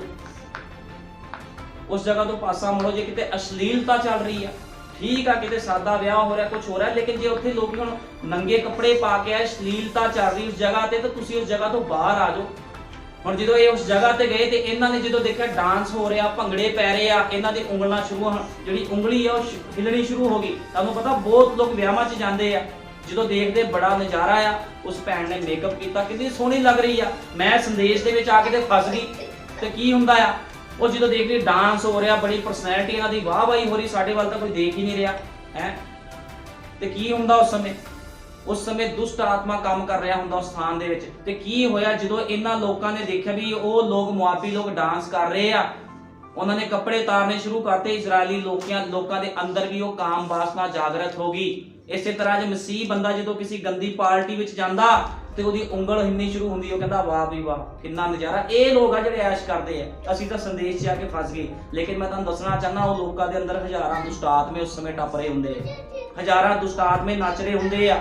ਕਿਉਂਕਿ ਬੰਦਾ ਦੋ ਹੀ ਤਰ੍ਹਾਂ ਨਾਲ ਨੱਚ ਸਕਦਾ। ਬਾਈਬਲ ਬਿਆਨ ਕਰਦੀ ਆ ਜਿਹੜਾ ਦਾਊਦ ਸੀ ਉਹ ਆਤਮਾ ਦੇ ਵਿੱਚ ਨੱਚਿਆ ਸੀਗਾ, ਉਹ ਫਿਲਮੀ ਗਾਣਿਆਂ ਤੇ ਨਹੀਂ ਸੀ ਨੱਚਿਆ। ਤੇ ਮਸੀਹ ਲੋਕ ਕਿਸ ਵਿੱਚ ਨੱਚਦੇ ਆ? ਅੱਜ ਕੀ ਤੁਸੀਂ ਨੱਚ ਨਹੀਂ ਰਹੇ? ਮੈਂ ਸਥਾਨ ਵਿੱਚ ਨੱਚ ਨਹੀਂ, ਅਸੀਂ ਵੀ ਨੱਚ ਰਹੇ, ਅਸੀਂ ਆਤਮਾ ਵਿੱਚ ਨੱਚ ਰਹੇ। ਸਾਡਾ ਨੱਚਣਾ ਹੋਰ ਆ, ਸਾਡਾ ਨੱਚਣਾ ਲੋਕਾਂ ਨੂੰ ਸਮਝ ਨਹੀਂ ਆਉਣਾ ਅਸੀਂ ਕਿੱਦਾਂ ਨੱਚਦੇ ਆ। खुदा दे पवित्र आत्मा पाए हुए लोग आत्मा विच नचदे। खुदा दा वचन कहता हमेशा नचो, लेकिन आत्मा दे विच नचो। उन्हां गाणियां ते ना नचो जो तुहाडे अंदर कामना नूं बाहर कढ देण, जो तुहाडे अंदर सुतियां होईयां चीज़ां नूं बाहर कढ देण। भी चलो तुसीं भी मेकअप कर लो, तुसीं भी भंगड़े पा लो, तुसीं भी संसार वर्गों जी के देख लो, बाद च माफी मंग लो चर्च जाके, माफी नहीं मिलनी। मैं तुहानूं दसना चाहना बाइबल विच उत्पत्ति तो लैके प्रकाश की पोथी पढ़ लो, जिन्हां लोकां ने गलती की उन्हां नूं माफी नहीं मिली, सजा मिली है। माफी मिली बाद मिल गई, लेकिन सजा मिली है। जे दाऊद ने एक औरत को नहांदे हुए देख लिया सीगा ते परमेश्वर ने की कीता सीगा? नहांदे हुए देख लिया, उस चीज की माफी मिल सी, लेकिन ओदे पति नूं मरवाता दाऊद ने, क्योंकि वो सैनिक सीगा, ओदे पति नूं मरवाया। जो सैना विच उहनूं अगे भेज दिता गया, कहंदा इहनूं बहुत अगे भेज दो। जो बहुत अगे भेजिया गया ते की होया? उहनूं कहा इहनूं मरवा दे, जिथे लड़ाई ज्यादा उत्थे ते पति नूं भेजो ते मरवा दो। जो ओहदा पति, उस औरत दा पति जिहनूं नहांदे हुए देखिया सी, लड़ाई विच अगे फ्रंट ते गया तो उहनूं मरवाया गया। दुश्मन लोकां ने उहनूं मारिया, लेकिन किने काम करवाया सी? दाऊद ने। ते दाऊद नूं इस चीज की सजा मिली। चाहे खुदा माफ कर दिंदा सी, लेकिन सजा नालों नाल मिलदी है। जे अज संदेश दे विच जे तुहानूं सारा कुछ पता है, जे या तो तुसीं अनजान बन जाओ भी सानूं कुछ नहीं पता, या मान लो तुहानूं सब कुछ पता है। जे तुहानूं सब कुछ पता, तुहानूं माफी नहीं मिलनी, सजा मिलूगी। क्योंकि खुदावंद माफ ਉਹਨਾਂ ਲੋਕਾਂ ਨੂੰ ਕਰਦਾ ਜਿਨ੍ਹਾਂ ਨੂੰ ਕੁਝ ਨਹੀਂ ਪਤਾ, ਉਹਨਾਂ ਦੀ ਮਾਫੀ। ਲੇਕਿਨ ਜਿਹੜਾ ਬੰਦਾ ਸਭ ਕੁਝ ਜਾਣ ਕੇ ਗਲਤੀ ਕਰਦਾ ਆ ਉਹਨੂੰ ਮਾਫੀ ਨਹੀਂ ਹੈ। ਹੁਣ ਇਹਨਾਂ ਲੋਕਾਂ ਨੂੰ ਸਭ ਕੁਝ ਪਤਾ ਸੀਗਾ ਵੀ ਅਸੀਂ ਗਲਤ ਕੰਮ ਨਹੀਂ ਕਰਨਾ, ਲੇਕਿਨ ਇਹਨਾਂ ਲੋਕਾਂ ਨੇ ਕੀ ਕੀਤਾ, ਗਲਤੀ ਵਿੱਚ ਚਲੇ ਗਏ। ਉੱਥੇ ਮੁਆਬੀਆਂ ਦੇ ਵਿੱਚ ਚਲੇ ਗਏ, ਡਾਂਸ ਦੇਖਿਆ ਜਾ ਕੇ ਤੇ ਗਲਤ ਕੰਮ ਕਰਨੇ ਸ਼ੁਰੂ ਕਰ ਦਿੱਤੇ। ਪ੍ਰਭੂ ਇਹਨਾਂ ਦੇ ਉੱਪਰ ਮੌਤ ਲੈ ਕੇ ਆਇਆ। ਜੇ ਅਣਜਾਣ ਹੁੰਦੇ, ਜੇ ਇਹਨਾਂ ਨੂੰ ਕੁਛ ਨਾ ਪਤਾ ਹੁੰਦਾ ਤੇ ਮਾਫੀ ਮਿਲ ਜਾਂਦੀ। ਇਸੇ ਤਰ੍ਹਾਂ ਜੇ ਮਸੀਹ ਲੋਕ ਆ ਉਹ ਜਦੋਂ ਸੰਸਾਰ ਵਿੱਚ ਜਾਂਦੇ ਆ, ਦੁਨੀਆ ਦੀ ਰੌਣਕ ਨੂੰ ਦੇਖਦੇ ਹੋ, ਕਹਿੰਦੇ ਵਾਹ ਬਈ ਵਾਹ, ਆ ਕਹਿੰਦੇ ਅਸਲੀ ਸੰਸਾਰ, ਕਿੰਨੀ ਰੌਣਕ, ਕਿੰਨਾ ਨਜ਼ਾਰਾ। ਤੁਹਾਨੂੰ ਪਤਾ ਜਦੋਂ ਕਿਤੇ ਭੰਗੜੇ ਚੱਲਦੇ ਆ, ਕਿਤੇ ਡੀਜੇ ਲੱਗਾ ਹੁੰਦਾ ਤੇ ਬੰਦਾ ਬਹੁਤ ਖੁਸ਼ ਹੁੰਦਾ ਆ। ਉਹ ਕਹਿੰਦਾ 2 ਘੰਟੇ ਦੀ ਬਜਾਏ ਵਿਆਹ ਦੇ ਵਿੱਚ ਜਾਂ ਕਿਤੇ ਪਾਰਟੀ ਚੱਲ ਰਹੀ ਆ 6 ਘੰਟੇ ਵੀ ਬਤੀਤ ਕਰ ਲੂਗਾ ਬੰਦਾ। ਜੇ ਖੁਦਾ ਦੀ ਹਜ਼ੂਰੀ ਵਿੱਚ 3 ਘੰਟੇ ਬਤੀਤ ਕਰਨੇ ਆ, ਉਹ ਕਹਿੰਦੇ ਲੈ ਪਾਸਟਰ ਦਾ ਅੱਜ ਦਿਮਾਗ ਖਰਾਬ ਹੋ ਗਿਆ, ਹਟਦਾ ਹੀ ਨਹੀਂ, ਅੱਜ ਇਹ ਪ੍ਰਚਾਰ ਕਰਨ ਤੋਂ ਨਹੀਂ ਹਟਦਾ। ਇਹ ਸੱਚਾਈ ਆ। ਕਿਉਂ ਤੁਹਾਨੂੰ ਸੰਸਾਰ ਦੀ ਉਹ ਗੰਦਗੀ ਕਿਉਂ ਚੰਗੀ ਲੱਗਦੀ? ਕਿਉਂਕਿ ਤੁਹਾਡੇ ਅੰਦਰ ਪਵਿੱਤਰ ਆਤਮਾ ਨਹੀਂ ਆ।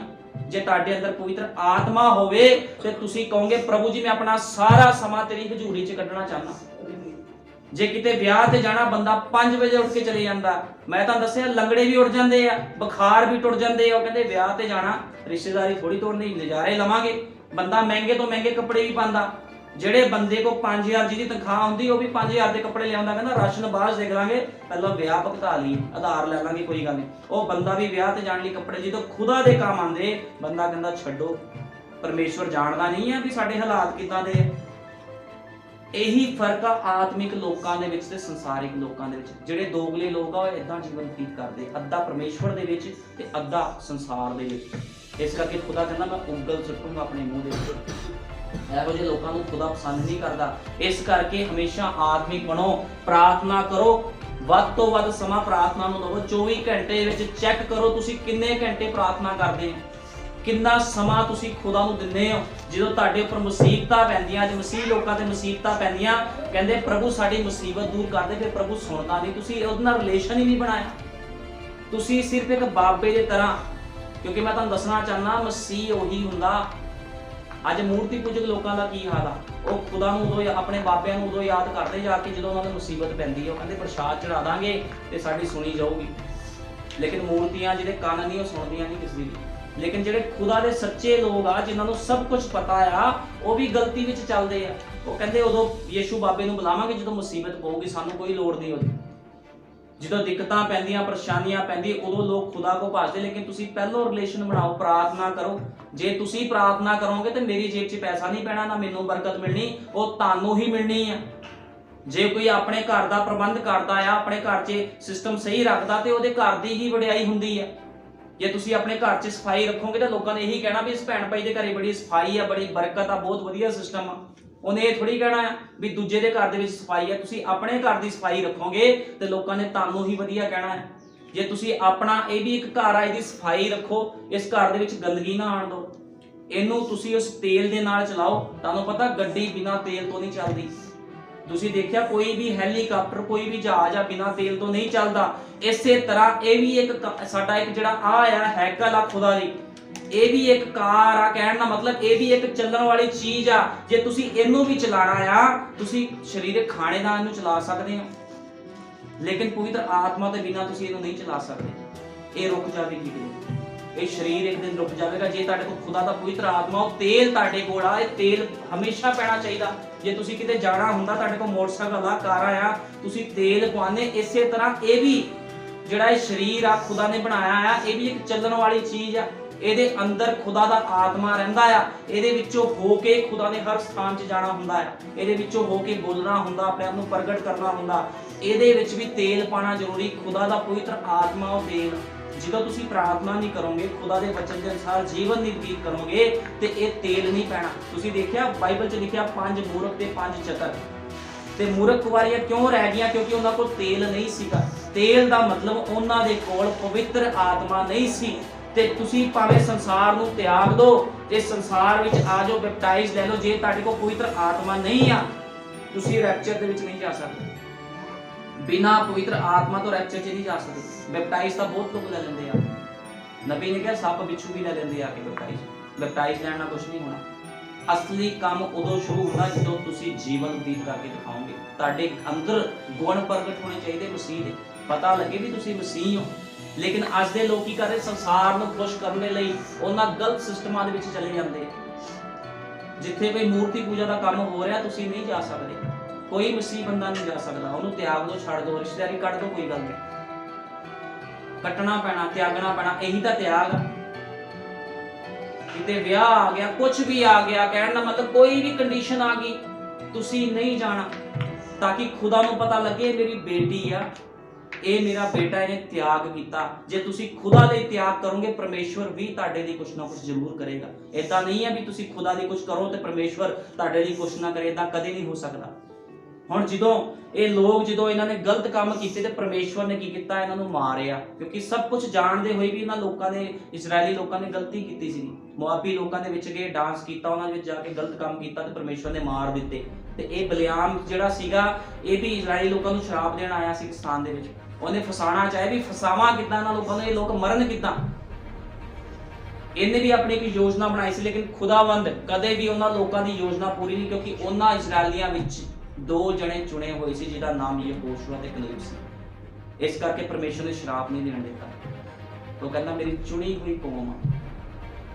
ਕੌਮ ਦੇ ਵਿੱਚ ਇਹ ਨਹੀਂ ਵੀ ਹਜ਼ਾਰਾਂ ਲੋਕ ਹੁੰਦੇ ਆ, ਇਬਰਾਹਿਮ ਵੀ ਚੁਣੀ ਹੋਈ ਕੌਮ ਸੀ। ਇਬਰਾਹਿਮ ਤੋਂ ਹੀ ਉਹਦੇ ਲੋਕ ਪੈਦਾ ਹੋਏ, ਅੱਗੇ ਤੋਂ ਅੱਗੇ ਵਧੇ ਆ। ਚੁਣਿਆ ਹੋਇਆ ਚਾਹੇ 1 ਹੋਵੇ ਚਾਹੇ 2 ਹੋਵੇ, ਉਹਦੀ ਕੌਮ ਹੀ ਹੁੰਦੀ ਹੈ। ਇਹਦਾ ਕੋਈ ਮਤਲਬ ਨਹੀਂ ਹਜ਼ਾਰਾਂ ਹੋਣ ਤਾਂ ਉਹਦੀ ਕੌਮ ਆ। ਹੁਣ ਕੀ ਸੀਗਾ, ਜਿਹੜੇ ਯਹੋਸ਼ੂਆ ਦੇ ਕਲੇਬ ਸੀਗੇ ਤੇ ਉਹਨਾਂ ਨੇ ਕੀ ਕੀਤਾ, ਜੀਵਨ ਬਤੀਤ ਕੀਤਾ, ਵਚਨ ਨੂੰ ਪਹਿਲ ਦਿੱਤੀ ਉਹਨਾਂ ਲੋਕਾਂ ਨੇ। ਇਸ ਕਰਕੇ ਉਹ ਲੋਕ ਕਿੱਥੇ ਗਏ, ਜਿੱਥੇ ਪਰਮੇਸ਼ਰ ਨੇ ਚਾਹਿਆ ਉਸ ਸਥਾਨ ਦੇ ਵਿੱਚ ਪਹੁੰਚੇ। ਲੇਕਿਨ ਬਾਕੀ ਸਾਰੇ ਲੋਕ ਮਾਰੇ ਗਏ। ਕਿਉਂ ਮਾਰੇ ਗਏ? ਗਲਤੀਆਂ ਕੀਤੀਆਂ ਸੀ ਇਹਨਾਂ ਲੋਕਾਂ ਨੇ। ਜਦੋਂ ਕੋਈ ਮਨੁੱਖ ਗਲਤੀ ਕਰਦਾ ਆ ਤੇ ਕੀ ਹੁੰਦਾ, ਉਹਨੂੰ ਫਿਰ ਮਾਫੀ ਨਹੀਂ ਮਿਲਦੀ, ਉਸ ਚੀਜ਼ ਦੀ ਸਜ਼ਾ ਮਿਲਦੀ ਹੈ। ਬਾਈਬਲ ਇਸ ਚੀਜ਼ ਨੂੰ ਬਿਆਨ ਕਰਦੀ ਹੈ। ਆਓ ਅਸੀਂ ਕੱਢਾਂਗੇ ਕੂਚ 3 ਦੀ 1। ਕੂਚ 3 ਦੀ 1। ਕੂਚ 3 ਦੀ 1 ਦੇ ਵਿੱਚ ਅਸੀਂ ਪੜਾਂਗੇ, ਮੂਸਾ ਆਪਣੇ ਸਹੁਰੇ ਯਿਥਰੋ ਮਿਦਿਆਨੀ ਪੁਜਾਰੀ ਦੇ ਇੱਜੜ ਨੂੰ ਝਾੜਦਾ ਸੀ। ਉਸਨੇ ਇੱਜੜ ਨੂੰ ਉਜਾੜ ਦੇ ਪਿਛਲੀ ਵੱਲ ਹੱਕ ਦਿੱਤਾ ਤੇ ਉਹ ਪਰਮੇਸ਼ਵਰ ਦੇ ਪਹਾੜ ਹੈਰੋਬ ਦੇ ਕੋਲ ਆਇਆ ਤਾਂ ਯਹੋਵਾ ਦੇ ਇੱਕ ਦੂਤ ਨੇ ਝਾੜੀ ਵਿੱਚੋਂ ਅੱਗ ਦੀ ਲਾਟ ਵਿੱਚ ਉਸ ਨੂੰ ਦਰਸ਼ਨ ਦਿੱਤਾ। ਹੁਣ ਇਹ ਮੂਸਾ ਕੌਣ ਸੀ? ਇਹ ਉਹੀ ਮੂਸਾ ਆ ਜਿਹੜਾ ਇਜ਼ਰਾਈਲੀ ਲੋਕਾਂ ਨੂੰ ਬਾਹਰ ਕੱਢ ਕੇ ਲਿਆਇਆ। ਕਿਉਂਕਿ ਖੁਦਾਵੰਦ ਕੀ ਕਰਦਾ, ਆਪਣੇ ਲੋਕਾਂ ਨੂੰ ਗੰਦਗੀ ਵਿੱਚੋਂ ਕੱਢਣ ਦੇ, ਜਿੱਥੇ ਉਹ ਗੁਲਾਮੀ ਵਿੱਚ ਹੁੰਦੇ, ਹਮੇਸ਼ਾ ਬਾਹਰ ਕੱਢਦਾ ਹੈ।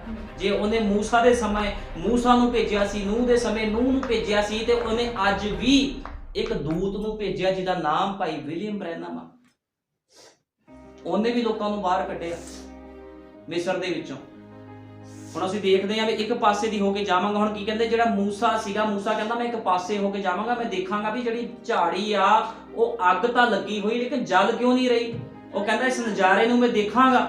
ਲੇਕਿਨ ਕੀ ਹੋਇਆ, ਜਦੋਂ ਕੋਲ ਗਿਆ ਤੇ ਫਿਰ ਉਸਨੂੰ ਆਖਿਆ ਇੱਧਰ ਨੇੜੇ ਆ, ਆਪਣੇ ਪੈਰਾਂ ਤੋਂ ਜੁੱਤੀ ਲਾ ਦੇ, ਕਿਉਂ ਜੋ ਇਹ ਥਾਂ ਜਿੱਥੇ ਤੂੰ ਖੜਾ ਹੈ ਪਵਿੱਤਰ ਭੂਮੀ ਹੈ। ਨਾਲੇ ਉਸਨੇ ਆਖਿਆ ਮੈਂ ਤੇਰੇ ਪਿਤਾ ਦਾ ਪਰਮੇਸ਼ਵਰ ਆ, ਅਬਰਾਹਮ, ਇਸਹਾਕ ਤੇ ਯਕੂਬ ਦਾ ਪਰਮੇਸ਼ਵਰ ਆ। ਮੂਸਾ ਨੇ ਆਪਣਾ ਮੂੰਹ ਢੱਕ ਲਿਆ ਕਿ ਉਹ ਜੋ ਪਰਮੇਸ਼ਵਰ ਵੱਲ ਵੇਖਣ ਤੋਂ ਡਰਦਾ ਸੀਗਾ। ਹੁਣ ਕੀ ਹੋਇਆ, ਜਦੋਂ ਮੂਸਾ ਨੂੰ ਦਰਸ਼ਨ ਦਿੱਤਾ, ਹੁਣ ਮੂਸਾ ਇੱਕ ਖੁਦਾ ਦਾ ਚੁਣਿਆ ਹੋਇਆ ਮਨੁੱਖ ਸੀਗਾ। ਜਦੋਂ ਮੂਸਾ ਨੂੰ ਦਰਸ਼ਨ ਦਿੱਤਾ ਤੇ ਮੂਸਾ ਨੂੰ ਇੱਕ ਸੇਵਾ ਦਿੱਤੀ ਗਈ। ਕਹਿੰਦਾ ਤੂੰ ਮੇਰੇ ਲੋਕਾਂ ਨੂੰ, ਕਹਿੰਦਾ ਮੈਂ ਦਰਸ਼ਨ ਤੈਨੂੰ ਇਸ ਕਰਕੇ ਦਿੱਤਾ, ਤੇਰੇ ਲਈ ਇੱਕ ਸੇਵਾ ਰੱਖੀ ਆ।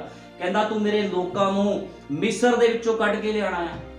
ਉਹ ਕਹਿੰਦਾ ਪ੍ਰਭੂ ਜੀ ਵੀ ਮੈਂ ਕਿੱਦਾਂ ਕਰੂੰਗਾ? ਕਹਿੰਦਾ ਤੂੰ ਹੀ ਕਰੇਗਾ। ਕਹਿੰਦਾ ਮੈਂ ਤੈਨੂੰ, ਉਹਨੇ ਮੂਸਾ ਨੂੰ ਕੀਤਾ, ਵਰਦਾਨ ਦਿੱਤੇ।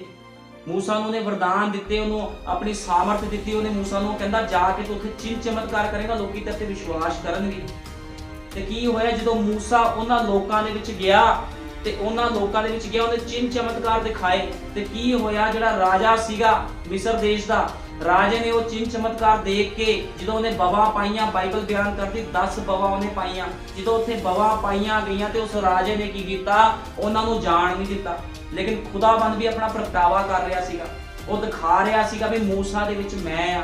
ਜਦੋਂ ਮੂਸਾ ਨੇ ਵੱਡੇ ਵੱਡੇ ਚਮਤਕਾਰ ਕੀਤੇ, ਉਹ ਰਾਜਾ ਦੇਖਦਾ ਸੀ ਵੀ ਵੱਡੇ ਵੱਡੇ ਚਮਤਕਾਰ ਹੋਏ, ਲੇਕਿਨ ਉਹਨਾਂ ਦੇ ਵੀ ਜਾਦੂਗਰ ਲੋਕ ਸੀ, ਉਹ ਵੀ ਉਹੀ ਚਮਤਕਾਰ ਕਰਕੇ ਦਿਖਾ ਰਹੇ ਸੀ, ਉਹੀ ਚਮਤਕਾਰ ਕਰਕੇ ਦਿਖਾ ਰਹੇ ਸੀ ਤੇ ਉਹਨਾਂ ਨੇ ਜਾਣ ਨਹੀਂ ਦਿੱਤਾ। ਫਿਰ ਮੂਸਾ ਨੂੰ ਕੀ ਕੀਤਾ, ਪਰਮੇਸ਼ਵਰ ਨੇ ਕਿਹਾ ਵੀ ਮੈਂ 10ਵੀਂ ਬਵਾ ਪਾਉਂਗਾ, ਤੇ ਪਰਮੇਸ਼ਵਰ ਨੇ ਕੀ ਕੀਤਾ, 10ਵੀਂ ਬਵਾ ਪਾਈ। ਹੁਣ ਅਸੀਂ 11 ਦੇ ਆਇਤ 'ਚ ਪੜ੍ਹਦੇ ਆ, ਯਹੋਵਾ ਨੇ ਮੂਸਾ ਨੂੰ ਆਖਿਆ ਮੈਂ ਫਿਰੌਨ ਅਤੇ ਮਿਸਰੀਆਂ ਉੱਤੇ ਇੱਕ ਹੋਰ ਬਵਾ ਲਿਆਉਣ ਵਾਲਾ ਹਾਂ। ਹੁਣ ਖੁਦਾ ਨੇ ਜਦੋਂ ਆਪਣੇ ਲੋਕਾਂ ਨੂੰ ਕੱਢਣਾ ਆ, ਉਹਨੇ ਕਿਸੇ ਵੀ ਤਰੀਕੇ ਨਾਲ ਕੱਢਣਾ ਹੈ। ਉਹ ਖੁਦਾ ਜਾਣਦਾ ਉਹ ਤਰੀਕਾ ਕੀ ਸੀਗਾ। ਉਸ ਦੇ ਪਿੱਛੋਂ ਤੁਹਾਨੂੰ ਇੱਥੋਂ ਜਾਣ ਦੇਵੇਗਾ ਤਾਂ ਧੱਕੇ ਮਾਰ ਕੇ ਤੁਹਾਨੂੰ ਕੱਢ ਦੇਵੇਗਾ। ਪ੍ਰਜਾ ਦੇ ਕੰਨਾਂ ਵਿੱਚ ਇਹ ਗੱਲਾਂ ਪਾ ਦੇ ਕਿ ਹਰ ਮਨੁੱਖ ਆਪਣੇ ਗਵਾਂਢੀ ਤੋਂ ਇੱਕ ਤੀਵੀਂ, ਆਪਣੇ ਗਵਾਂਢਣ ਤੋਂ ਚਾਂਦੀ ਦੇ ਗਹਿਣੇ, ਸੋਨੇ ਦੇ ਗਹਿਣੇ, ਕਹਿੰਦਾ ਤੁਸੀਂ ਲੁੱਟ ਕੇ ਜਾਓਗੇ ਇਹਨਾਂ ਨੂੰ, ਕਹਿੰਦਾ ਸਾਰਾ ਕੁਝ ਤੁਸੀਂ ਲੋਕਾਂ ਤੋਂ ਲੈ ਲੈਣਾ ਆ। ਤੇ ਕਹਿੰਦਾ ਮੂਸਾ ਨੇ ਆਖਿਆ, ਯਹੋਵਾ ਇਉਂ ਫਰਮਾਂਦਾ ਹੈ ਕਿ ਮੈਂ ਅੱਧੀ ਕੁ ਰਾਤ ਨੂੰ ਮਿਸਰ ਦੇ ਦੇਸ਼ ਵਿੱਚੋਂ ਦੀ ਲੰਘਾਂਗਾ, ਕਹਿੰਦਾ ਅੱਧੀ ਰਾਤ ਨੂੰ ਮਿਸਰ ਦੇ ਦੇਸ਼ ਵਿੱਚੋਂ ਲੰਘਾਂਗਾ, ਔਰ ਮਿਸਰ ਦਾ ਦੇਸ਼ ਹਰ ਇੱਕ ਪਲੋਠਾ, ਫਰੂਨ ਦੇ ਪਲੋਠੇ ਤੋਂ ਲੈ ਕੇ ਜਿਹੜਾ ਆਪਣੇ ਸਿੰਘਾਸਨ ਉੱਤੇ ਬੈਠਾ ਹੈ ਉਸ ਗੋਲੀ ਦੇ ਪਲੋਠੇ ਤੀਕ ਜਿਹੜੀ ਚੱਕੀ ਪੀਂਦੀ ਹੈ, ਚੱਕੀ ਦੇ ਪਿੱਛੇ ਹੈ, ਅਤੇ ਨਾਲੇ ਡੰਗਰ ਦਾ ਪਲੋਠਾ ਮਾਰ ਸੁੱਟਾਂਗਾ। ਹੁਣ ਤੁਹਾਨੂੰ ਪਤਾ ਖੁਦਾ ਦੇ ਦੂਤ ਨੇ ਆਪਣੇ ਲੋਕਾਂ ਨੂੰ ਕੱਢਣ ਦੇ ਲਈ ਕੀ ਕੀਤਾ, ਪਰਮੇਸ਼ਵਰ ਨੇ, ਉਹਨੇ ਕੀ ਕੀਤਾ, ਮਿਸਰ ਦੇ ਦੇਸ਼ ਵਿੱਚ ਬਵਾ ਲੈ ਕੇ ਆਂਦੀ, ਬਵਾ ਲੈ ਕੇ ਆਂਦੀ ਤਾਂ ਕਿ ਬਵਾ ਜਦੋਂ ਆਵੇ ਤੇ ਰਾਜੇ ਦਾ ਪਲੋਠਾ ਵੀ ਮਾਰੇ, ਜਿਹੜਾ ਰਾਜੇ ਦਾ ਪਹਿਲਾ ਬੱਚਾ ਸੀ ਉਹ ਵੀ ਮਾਰਿਆ ਗਿਆ। ਤੇ ਉਹਨੇ ਹੱਥ ਜੋੜੇ, ਕਹਿੰਦਾ ਇੱਥੋਂ ਨਿਕਲ ਜੋ, ਕਹਿੰਦਾ, ਕਿਉਂਕਿ ਲੋਕ ਡਰ ਗਏ ਸੀਗੇ ਪਰਮੇਸ਼ਵਰ ਦੀ ਬਵਾ ਨੂੰ ਦੇਖ ਕੇ, ਕਿਉਂਕਿ ਸਭ ਤੋਂ ਭਿਆਨਕ ਬਵਾ ਸੀ 10ਵੀਂ ਬਵਾ। ਕਿਉਂਕਿ ਬੰਦਾ ਹਰ ਕੁਝ ਬਰਦਾਸ਼ਤ ਕਰ ਸਕਦਾ ਹੈ, ਬਿਮਾਰੀਆਂ ਬਰਦਾਸ਼ਤ ਕਰਦਾ, ਲੇਕਿਨ ਕੋਈ ਵੀ ਆਪਣੇ ਬੱਚੇ ਦੀ ਮੌਤ ਬਰਦਾਸ਼ਤ ਨਹੀਂ ਕਰ ਸਕਦਾ। ਲੇਕਿਨ ਜਦੋਂ ਰਾਜੇ ਨੇ ਦੇਖਿਆ ਮੇਰਾ ਪਹਿਲੋਟਾ ਮਾਰਿਆ ਗਿਆ ਹੈ, ਜਿੰਨੇ ਪਹਿਲੋਟੇ ਸੀਗੇ ਇਜ਼ਰਾਈਲੀ ਲੋਕਾਂ ਨੂੰ ਛੱਡ ਕੇ ਮਿਸਰ ਦੇ ਲੋਕਾਂ ਦੇ ਸਾਰੇ ਮਾਰੇ ਗਏ, ਉਹ ਕਹਿੰਦਾ ਤੁਸੀਂ ਜਾਓ ਇੱਥੋਂ। ਹੁਣ ਮੈਂ ਤੁਹਾਨੂੰ ਦੱਸਣਾ ਚਾਹੁੰਦਾ, ਜਦੋਂ ਮੂਸਾ ਉਹਨਾਂ ਨੂੰ ਨਬੀ ਨੇ ਕਿਹਾ ਵੀ ਲਾਲ ਸਮੁੰਦਰ ਚੋਂ ਉਹਨੇ ਬਾਹਰ ਕੱਢਿਆ, ਉਹਨਾਂ ਦੇ ਬੈਪਟਾਈਜ਼ ਲਾਲ ਸਮੁੰਦਰ ਦੇ ਵਿੱਚ ਹੋਇਆ।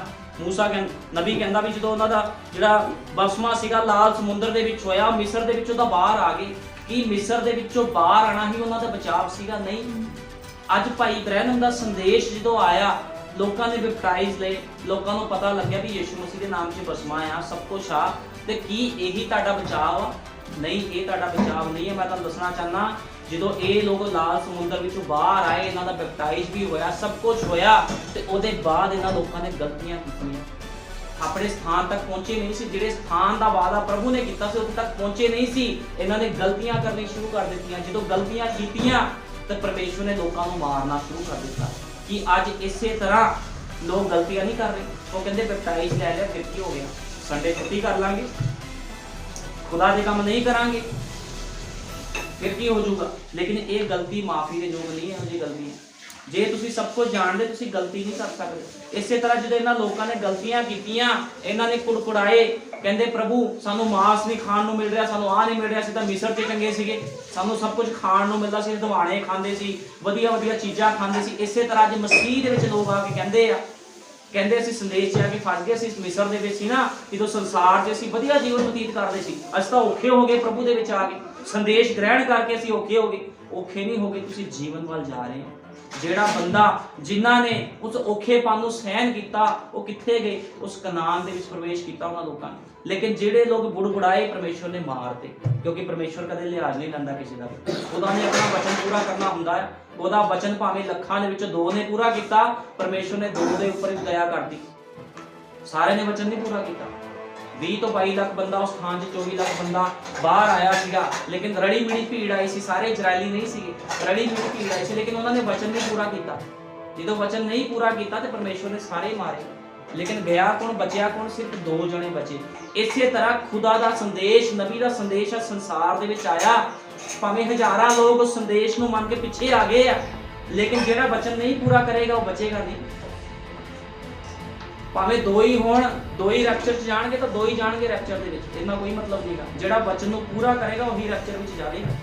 ਤੁਹਾਨੂੰ ਪਤਾ ਹੈ ਰੈਪਚਰ ਦੀ ਨਿਸ਼ਾਨੀ ਇੱਕ ਤਰ੍ਹਾਂ ਯਹੋਸ਼ੂਆ ਤੇ ਕਲੇਬ ਰੈਪਚਰ ਨੂੰ ਦਰਸਾਉਂਦੇ, ਕਿਉਂਕਿ ਯਹੋਸ਼ੂਆ ਕਲੇਬ ਨੇ ਉਹ ਦੁੱਖਾਂ ਨੂੰ ਪਾਰ ਕੀਤਾ, ਉਸ ਸਮੁੰਦਰ ਨੂੰ ਪਾਰ ਕੀਤਾ, ਉਹ ਵਫਾਦਾਰ ਰਹੇ ਆਪਣੇ ਸੇਵਕ ਦੇ ਨਾਲ। ਉਹਨੇ ਇਹ ਥੋੜੀ ਕਿਹਾ ਵੀ ਇਹ ਤਾਂ ਸਾਨੂੰ ਫਸਾ ਲਿਆ ਨੇ ਲਿਆ ਕੇ। ਉਹ ਆਪਣੇ ਸੇਵਕ ਦੇ ਖਿਲਾਫ ਬੁੜਬੁੜਾਏ ਨਹੀਂ।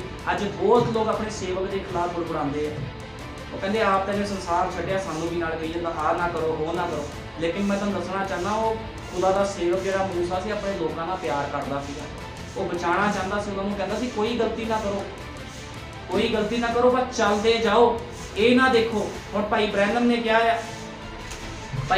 ਕਿਹਾ ਆ ਕੀ ਹੁੰਦਾ ਜੇਕਰ ਪਤਰਸ ਨੇ ਇਹ ਪਤਾ ਕਰਨ ਦੀ ਕੋਸ਼ਿਸ਼ ਕੀਤੀ ਹੁੰਦੀ ਕਿ ਉਹ ਪਾਣੀ ਕਿੰਨਾ ਡੂੰਘਾ ਸੀ ਅਤੇ ਉਸ ਪਾਣੀ ਉੱਤੇ ਚੱਲਣਾ ਕਿੰਨਾ ਸੰਭਵ ਸੀਗਾ। ਉਹ ਕਹਿੰਦਾ ਕਿੰਨਾ ਔਖਾ ਹੁੰਦਾ ਜੇ ਪਤਰਸ ਨੇ ਪਹਿਲਾਂ ਪਤਾ ਕੀਤਾ ਹੁੰਦਾ ਵੀ ਪਾਣੀ ਕਿੰਨਾ ਕੁ ਡੂੰਘਾ, ਮੈਂ ਚੱਲ ਪਾਉਂਗਾ ਕਿ ਨਹੀਂ ਚੱਲ ਪਾਉਂਗਾ।